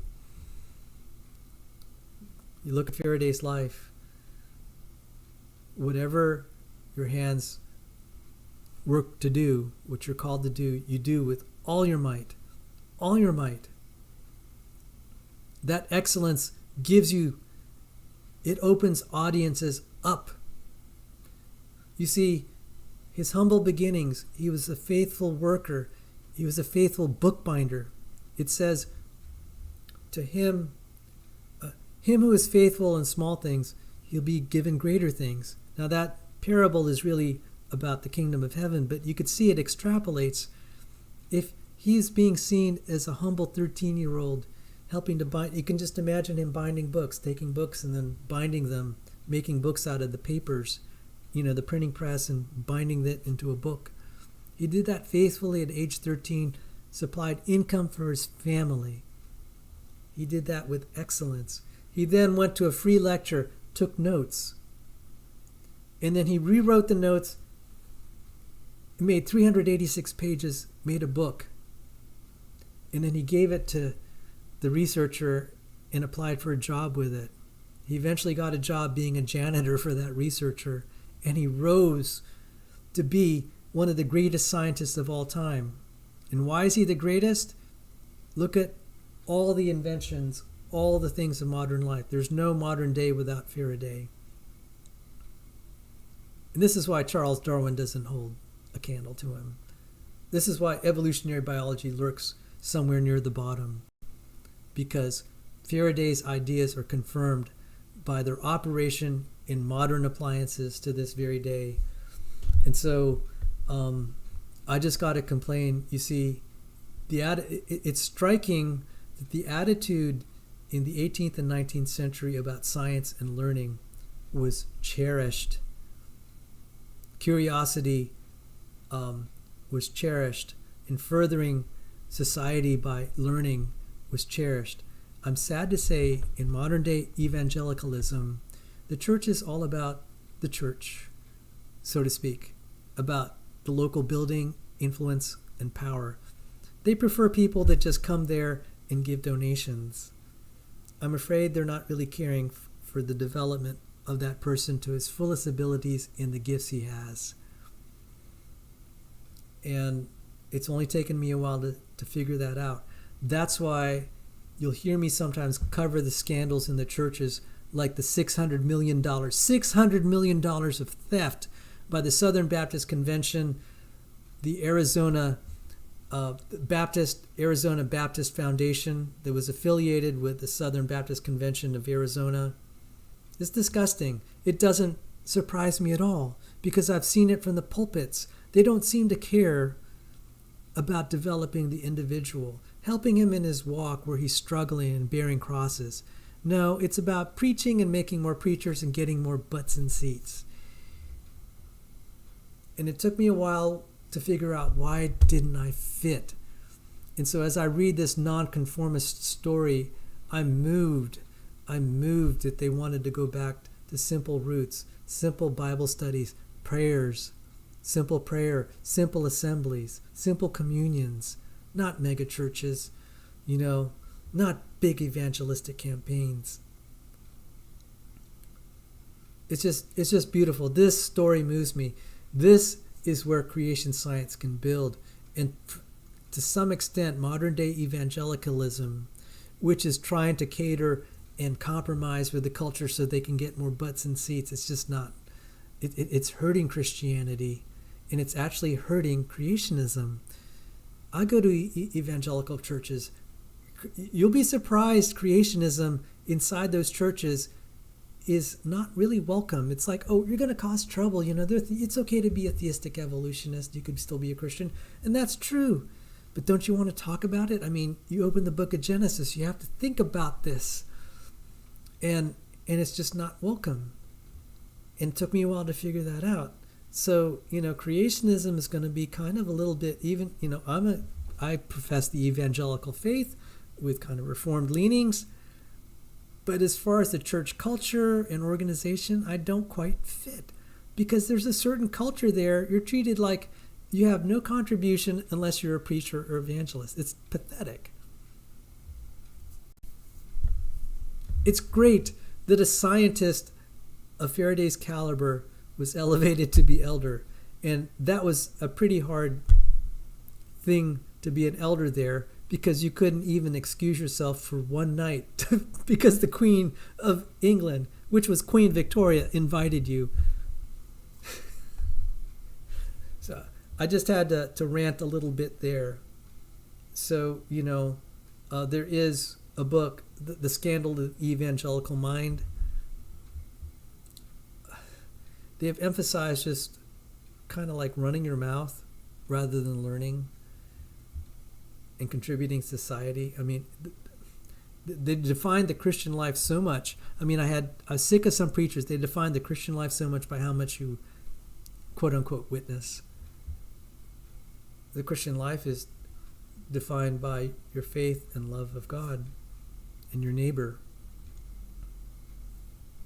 That's the way I view it. I mean, anyway, sorry to rant here. I know I get into trouble when I sometimes go on these rants. And King Kribam said, to our fault, it has been exceedingly difficult socially to be a scientist and deeply committed to Scripture. Until recently, I discounted science and kept the book. Your work is opening my eyes. Oh, thank you for the kind words. I would say this. We don't have to call it science. It's the study of God's work. What does it say in Psalms? I will declare your mighty works. I will declare your mighty works. Declaring the mighty works of God is to describe, look at all the wonders in biology. Stop blaspheming it by saying, I'm telling the evolutionist, stop blaspheming God by saying, this created itself. This created itself. That's evolutionary theory. More so than just being pure anti-evolutionist. As an engineer, when I see the wonders, the creatures were made so that we would wonder at our Lord who created all this. Jesus said, when he was giving encouragement to those who are anxious, he said, do not be anxious for tomorrow, for consider the lilies of the valley, how they grow. They neither toil nor spin, yet I tell you, Solomon in all his glory was not arrayed as one of these. Yet I tell you, Solomon in all his glory was not arrayed as one of these. Maybe back then, and for maybe the last many centuries since, they sort of thought, oh, that's kind of a beautiful, poetic thing. But we understand that more now in the modern day, because we cannot even build a single cell. Even if we had all the blueprints of how it is put together, in terms of the parts and where the parts are located, we could not build that cell, as James Tour ably pointed out. The technology in a cell, even a cell of the lily of the valley, exceeds all the technology and science of all the scientists, engineers, and all the power and wealth and economies. We could not, even if we devoted 100% to this project, we could not do it today. So Jesus' words ring truer now than at any other time. It resonates truer now than at any other time in human history. He knew what he was talking about because he was the creator. All these things were made for God's glory and to his honor. And so we may call it science. Just to make it clear, if you're a student of science, look at it this way. You're a student of God's work. Your mission is to declare the works of God. You study it, and that means you study it first, and then you declare it. And I have had a lot of joy just showing videos of the wonders of the cell and the capabilities.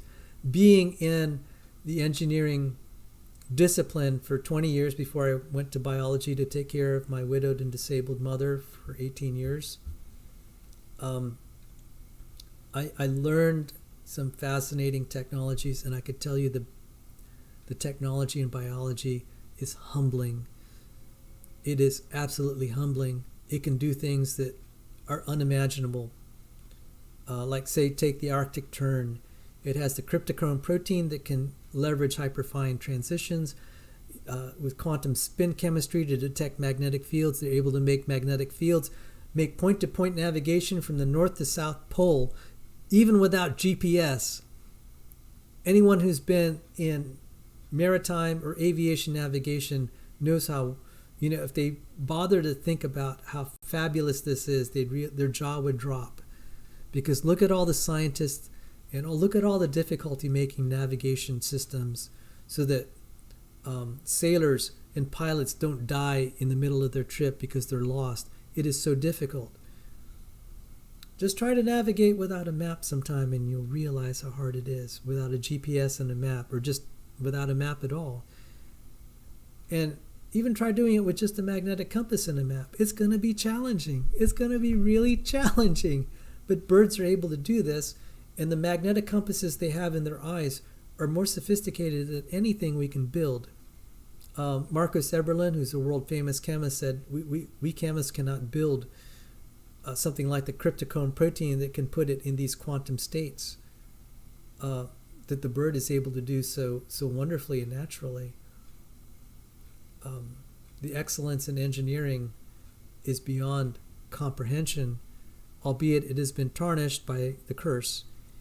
So we lived in an intelligently designed world and a world that is cursed. The study of God's work, and sadly also his curses, teach us the Bible. That is the mission of a student of science today. And I'm sad that it's so late in life I'm realizing this. But I thank God for people like Michael Faraday who have set an example for all of us. And he follows the example of Christ, who bore the cross and lived a life that we model our lives, the Christian life, on. So let's continue. I'm glad now that I'm reading this article. Many have noted that Faraday's conviction that the forces of nature were unified, a belief that stemmed from his biblical belief that they all derived from one creator, strongly influenced his lab work. It directly motivated his experiments on electromagnetic induction and other attempts to relate electricity, magnetism, chemical energy, motion, and even gravity. Though he failed in the latter, some are still seeking that unification today. Although the unity of the forces of nature is not a uniquely Christian doctrine, it was also shared by some ancient Greeks and by modern cosmologists. In Faraday's case, it provided a clear instance where belief in creation led directly to outstanding scientific accomplishment. His confidence in the biblical worldview is also seen in his writings about the conservation of force. To admit, indeed, that force may be destructible or can altogether disappear would be to admit that matter could be uncreated. Moreover, because Faraday loved God, he loved God's creation. John Murray Thomas writes, "The beauty of nature, especially the hills of Devonshire, the vales of South Wales, all the alpine landscapes, and the seascapes of Brighton or the Isles of Wight could move him to lyrical ecstasy. And in contemplating waterfalls, the rainbow or lightning, his responses were often Wordsworthian, though never expressed in verse. No wonder he viewed the pursuit of scientific discovery as a holy calling, the understanding of nature as a gift of God. Christian faith was Faraday's energy source. His friend and successor, John Tyndall, though a skeptic, could not help but notice. I think that a good deal of Faraday's weekday strength and persistency might be referred to his Sunday exercises. He drinks from a fount on Sunday, which refreshes his soul for the week. That persistency nearly drove him to exhaustion at one point. Faraday was strong and athletic, but the long hours and stress caught up with him, producing a period of mental muddiness, as he called it. His friends insisted he take an extended rest. Would that we all had the energy of the resting Michael Faraday. George Mulfinger writes, his body was still strong, and when he took a rest in Switzerland when he was 50, he took daily walks of 30 miles. He took daily walks of 30 miles. His wife worried about him only on the day he walked 45 miles. Faraday lived through the Darwinian Revolution, but it never troubled him. Thomas writes, serene in the security of his religious conviction, he was untroubled by the apparent conflict between science and religious belief, apparent being the key word. Faraday was no easy believer.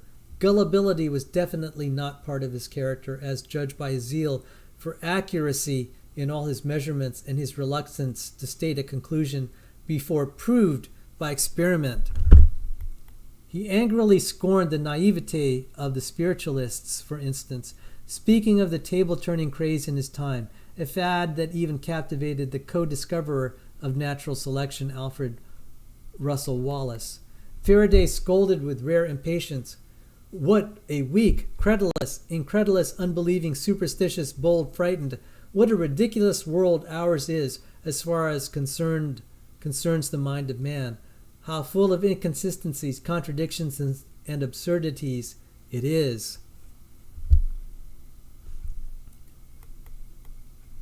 Yet his confidence in the Word of God was unshakable. When asked if he had any speculations about the afterlife, a reporter must have been startled by his abrupt and firm response. "Speculations? I have none. I am resting on certainties." Quoting 1 Timothy 1:12, with the apostolic conviction of St. Paul, he continued, "I know whom I have believed, and am persuaded that he is able to keep that which I have committed unto him against that day." That persuasion carried him into his old age. Michael suffered from memory loss that began in his 20s and gradually became severe in his later adulthood. It was not incoherence or mental incompetence, but simple forgetfulness, perhaps brought on by exposure to mercury or other lab chemicals. One benefit for historians is that his condition forced him to write everything down. Faraday left a monumental legacy of letters and documents that provide glimpses into his character, written with an elegance and expressiveness that has a hypnotic quality, according to Thomas, and continues to reward the historian of science, kindle the hearts of the young, and strike sparks in the mind of aspiring and mature scientists alike. Thomas brags on not only the style but the content, the elegant simplicity of his arguments, written in a magical way that elicits admiration and conveys information in equal measure. This is all the more remarkable considering the meagerness of his early education. Thomas provides some extended quotes to show off this legacy of literature, which includes 450 original papers and 2,000 letters. Faraday's humility and faith shine in his words. There is no hunger after popular applause, no jealousy of the work of others. His versatility, originality, intellectual energy, and sheer stamina leave us in awe. There is also the wonder with which, as a natural philosopher, he is imbued as he contemplates the world and the forces and mechanisms that hold it together. His tactful, self-effacing, thoughtful wordsmithing could calm a disputatious opponent, gently express righteous indignation, graciously decline a favor, or humbly accept an honor. In a book review in Nature, May 29, 1997, celebrating a publication of the correspondence of Michael Faraday, Thomas said, "The letters of Faraday are remarkable not only for their vivacity and freshness, but for their elevated tone and excellent composition. They are true specimens of the lost art of letter writing." In his biography, Thomas was especially struck by Faraday's gift at introducing a subject. Due to the limitations of space, one example must suffice. And I have to kill some bots here. Apologies to the viewers.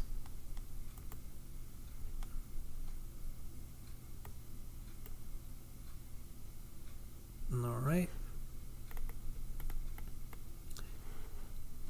Now let us continue. The science of electricity is that state in which every part of it requires experimental investigations, not merely for the discovery of new effects, but what is just now of far more importance, the development of the means by which the old effects are produced, and the consequence more accurate determination of the first principles of action of the most extraordinary and universal power in nature.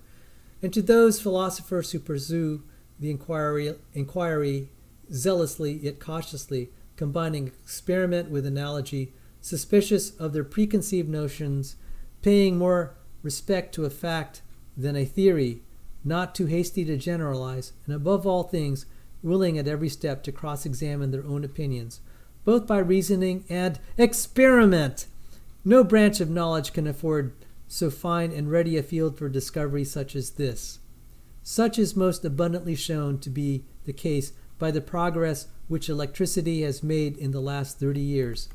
Chemistry and magnetism have successively acknowledged its overruling influence, and it is probable that every effect depending upon the power of inorganic matter, and perhaps most of those related to vegetable and animal life, will ultimately be found subordinate to it.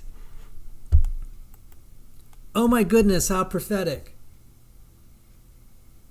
And as I was reading this does not describe evolutionary biology. Absolutely not. He says here, willing at every step to cross-examine their own opinions by reasoning and experiment. That's not evolutionary biology. Evolutionary biology, its major claims, can have no experiment as a matter of principle, and cross-examination, forget that. And that's why, Dr. Chris, evolutionary biology does not hold a place beside electromagnetic theory. You look at this and you see electromagnetic theory has influenced our understanding of chemistry. And by the way, Faraday was an excellent chemist. You can dispense with evolutionary biology. Science will do just as well, if not better.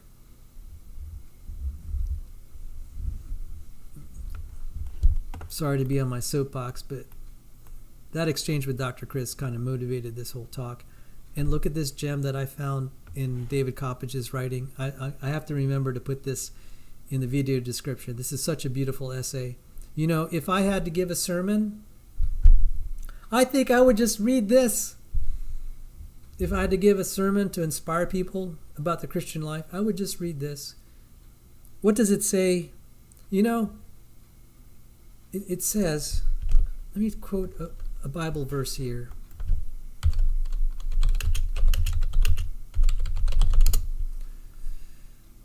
Second Corinthians chapter 3.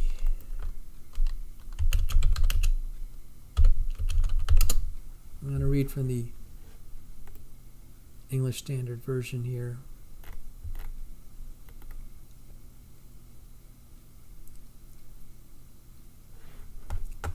Let me share it.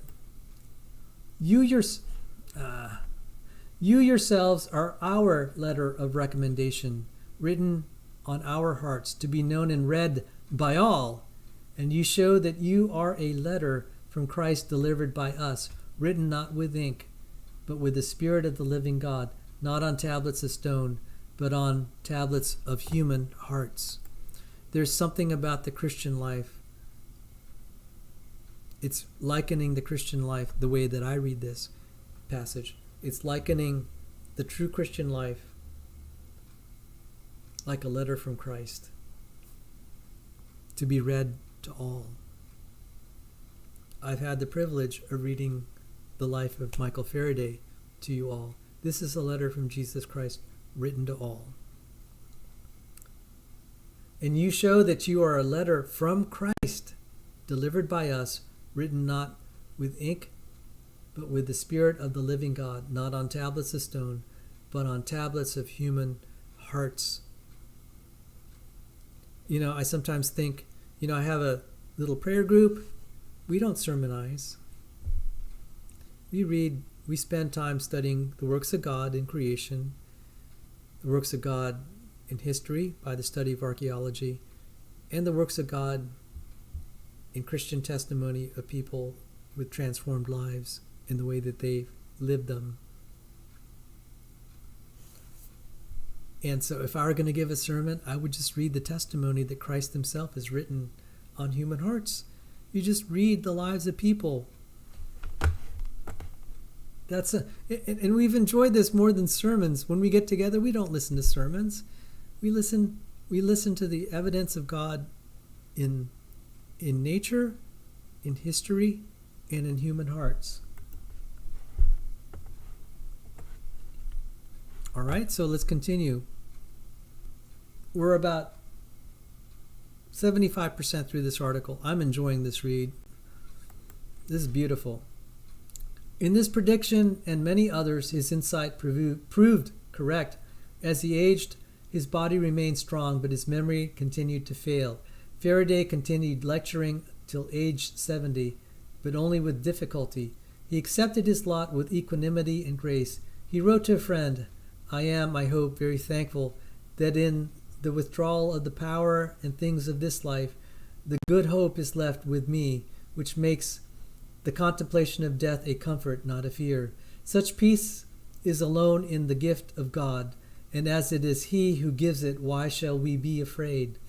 His unspeakable gift in His beloved Son is the ground of no doubtful hope, and there is the rest for those who, like you and me, are drawing near the latter end of our terms here below." Upon his retirement from the Royal Institution, the Queen awarded him and his wife a house in Hampton Court near the palace, in appreciation for his many contributions to science. He shrugged off knighthood and requested only his name be written on his tombstone. One thing he never forgot as the mental fog crept in was his love for the Lord and his confidence of his good promises. He spent the remaining 9 years of his life at Hampton Court, quietly fading away, looking forward to heaven, which he entered on August 26, 1867. The world below basks in the light of discoveries made by plain old Michael Faraday. Afterward, lessons learned. Undoubtedly, you have been encouraged by Faraday's story. Not an ounce of guile or inconsistency mars his memory. We can, however, with the benefit of hindsight, speculate on some things that might have been. One area of particular interest to the historian of science is the fact Faraday's life spanned the Darwinian Revolution, the rapid rise of evolutionism and materialism that in 12 short years, 1859 to 1871, turned the science of the natural philosophers, mostly Christians, into the science of skeptics like Huxley and Haeckel. Even John Tyndall, Faraday's admirer and successor, was part and parcel of the revolution. Faraday personally knew almost all the great scientists of his day. Why did the Darwinian Revolution occur on his watch? Why did his Christian testimony have so little influence on those who were sowing the seeds of skepticism, atheism, methodological naturalism, and higher criticism all around him? For one thing, Faraday was 69 when Darwin published On the Origin of Species. By then, his memory was severely impaired.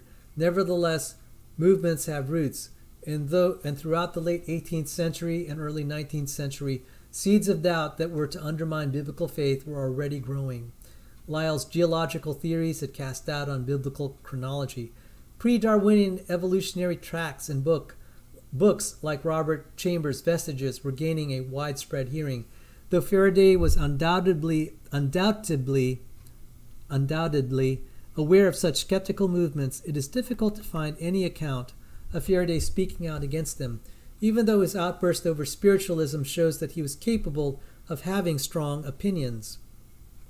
It's troubling to read in an appendix of Thomas's biography of Faraday that as director of the Royal Institution, he personally invited a mixed bag of scientists to include lecturers, Christians like Maxwell, Kelvin, Stokes, and Whewell, but also skeptics like Tyndall, Lyell, and even Darwin's bulldog, Thomas Huxley. Huxley spoke 4 times at the institution from 1852 to 1861, 2 years after The Origin was published, a year when England was ablaze with controversy over evolution. Huxley's 1861 topic was on the nature of the earliest stages of the development of animals. It's not hard to imagine what Huxley, the most avid popularizer of Darwin in Britain, had to say about that. In 1855, Faraday wrote a letter to Tyndall that is a model of conciliation and peacemaking, But within 20 years, the same Tyndall would announce before the British Association the triumph of scientific naturalism. Just a few years after Faraday's retirement, his Royal Institution became another mouthpiece of the Darwinians. In all fairness, the Royal Institution was a non-religious body, and Faraday had a responsibility to allow leading scientists to speak. Inviting a speaker does not imply endorsement. Yet the silence is puzzling. Why didn't Faraday speak up, write essays, lecture on science and the Bible, or do more to prevent the war over science and the nature of reality that he should have seen coming? Without having Faraday here to defend himself, it would be unfair to judge his apparent inaction as real. He may have done and said more than history recorded. All we can do is argue from the silence, make inferences from rare quotations, and analyze cultural and political trends of the day. We have the benefit of hindsight to see the evil fruit these skeptical trends produced: eugenics, Marxism, Nazism, social Darwinism, and higher criticism. To Faraday, they were philosophical issues bandied about in a culture that still survived by inertia on Christian presupposition. Michael Faraday strived to live peaceably, a good and noble personal goal, but there is a time and a place to oppose evil. Faraday had the gifts and the credibility to help define the issues and influence the direction of science. He certainly advanced the secular part of it, and his personal character was impeccable, but the dichotomy between his church life and his scientific life seems almost schizophrenic.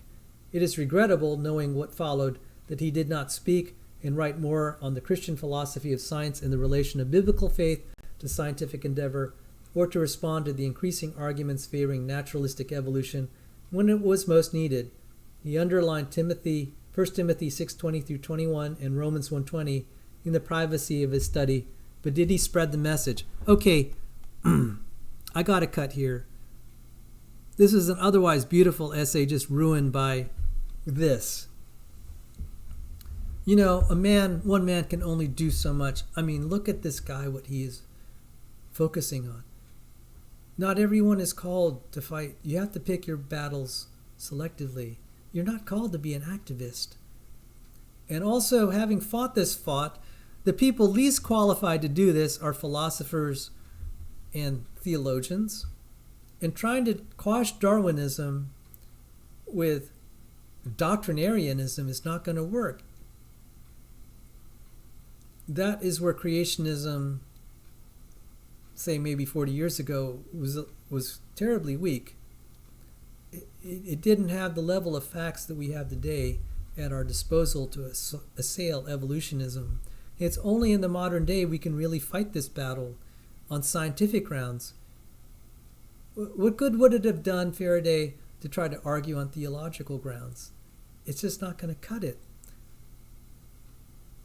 What crushes Darwinism is the way God made the world. And it's only by God's grace that it is now revealed. And it's not always. You know, what could he have done? We really only understand what destroys Darwinism, I would say strongly, like in the last 20 years. We really have now developments. We have experiments, which is what Faraday demanded. And I don't think it's fair to call this schizophrenic. If you're a scientist, you do science. I mean, is there biblical calculus? There's just calculus. It's not schizophrenic. So I'm going to just have to eject the last part. I'm not going to read the rest of this. It's disgusting. It's kind of David Coppage is a friend, but he wrote such a great essay up until this point, and I'm just going to dispense with it. This is not helpful. Having myself, David has fought the good fight against evolutionism. I'm also in that fight. But I can tell you we have much more credible arguments in this day against evolutionism that were not available to Michael Faraday. He probably knew that the best he could do is to focus on what God gifted him, not to wander into things of biology. What's someone studying electricity going to do, and he has no knowledge of the biology then, much less the biology we know now? So I'm going to dispense of that afterward. I will be delighted to read the beginning. And so let me share, though, this is a great website, Creation Evolution Headlines. So just, like I did today, just pick the stuff you like and dispense with the stuff you don't like.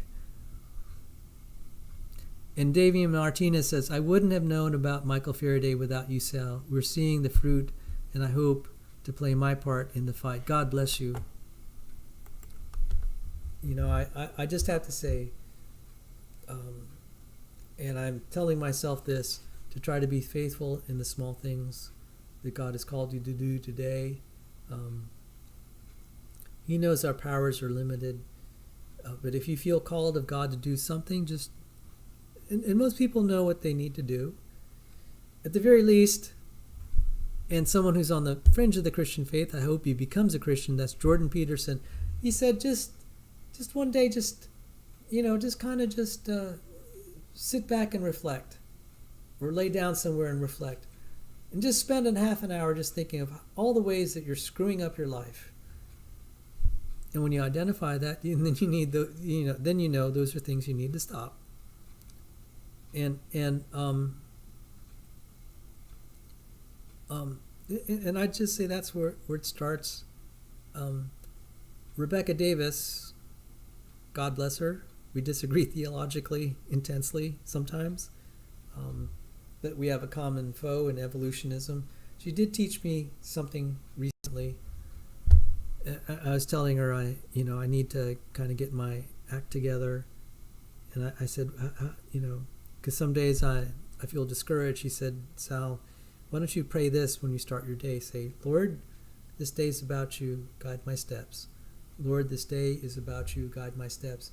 And not just at the beginning of my day, but even throughout the day, I try to remind myself, Lord, let this day be about you. Because it's easy to be carried away by all the troubles and worries and concerns of this world. But Jesus promises that if we seek his kingdom first, all these things will be added unto us. And so, that's kind of where I am, and it's inspiring to see this is how Michael Faraday, his life, faithful in small things, even something as simple as his handwriting. He would transcribe notes and make books so people could read what he's writing, and he's left a legacy. Just excellent in everything he attempted.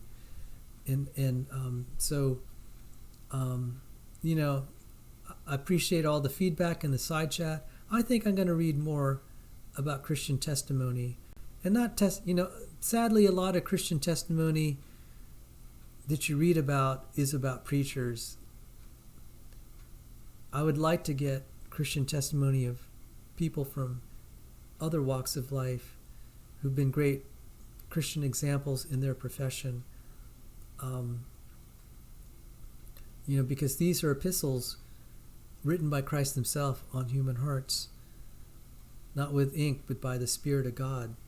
And I find that when I'm trying to talk about evidence and reasons for the Christian faith, Christian testimony is one of the most popular things that are received by the audiences I share them with. So it has been a delight and honor to share about the wonderful life of a Christian man, Michael Faraday. So with that, let me just flick a switch here.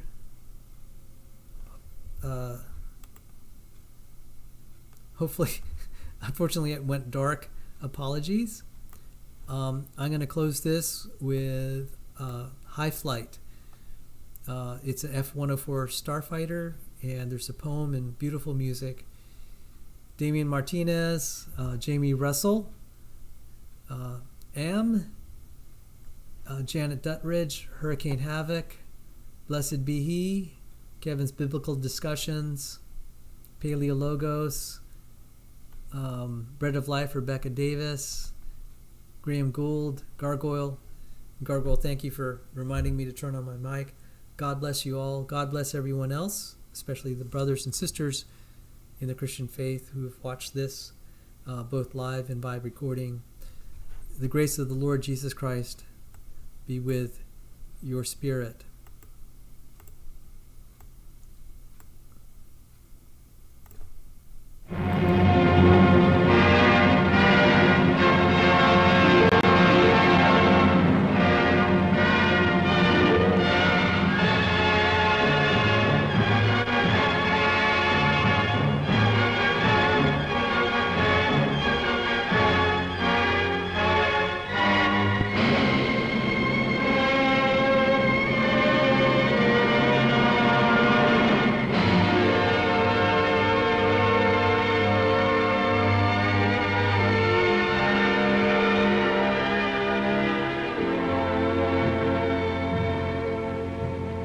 I have slept the surly bonds of earth and danced the skies on laughter-silvered wings. Sunward I've climbed and joined the tumbling mirth of sun-split clouds and done 100 things you have not dreamed of. Wheeled and soared and swung high in the sunlit silence. Hovering there, I've chased the shouting wind along and flung my eager craft through footless halls of air. Up, up the long, delirious, burning blue, I've topped the windswept heights with easy grace when never lark nor even eagle flew. And while with silent, lifting mind, I've trod the high, untrespassed sanctity of space, put out my hand, and touched the face of God.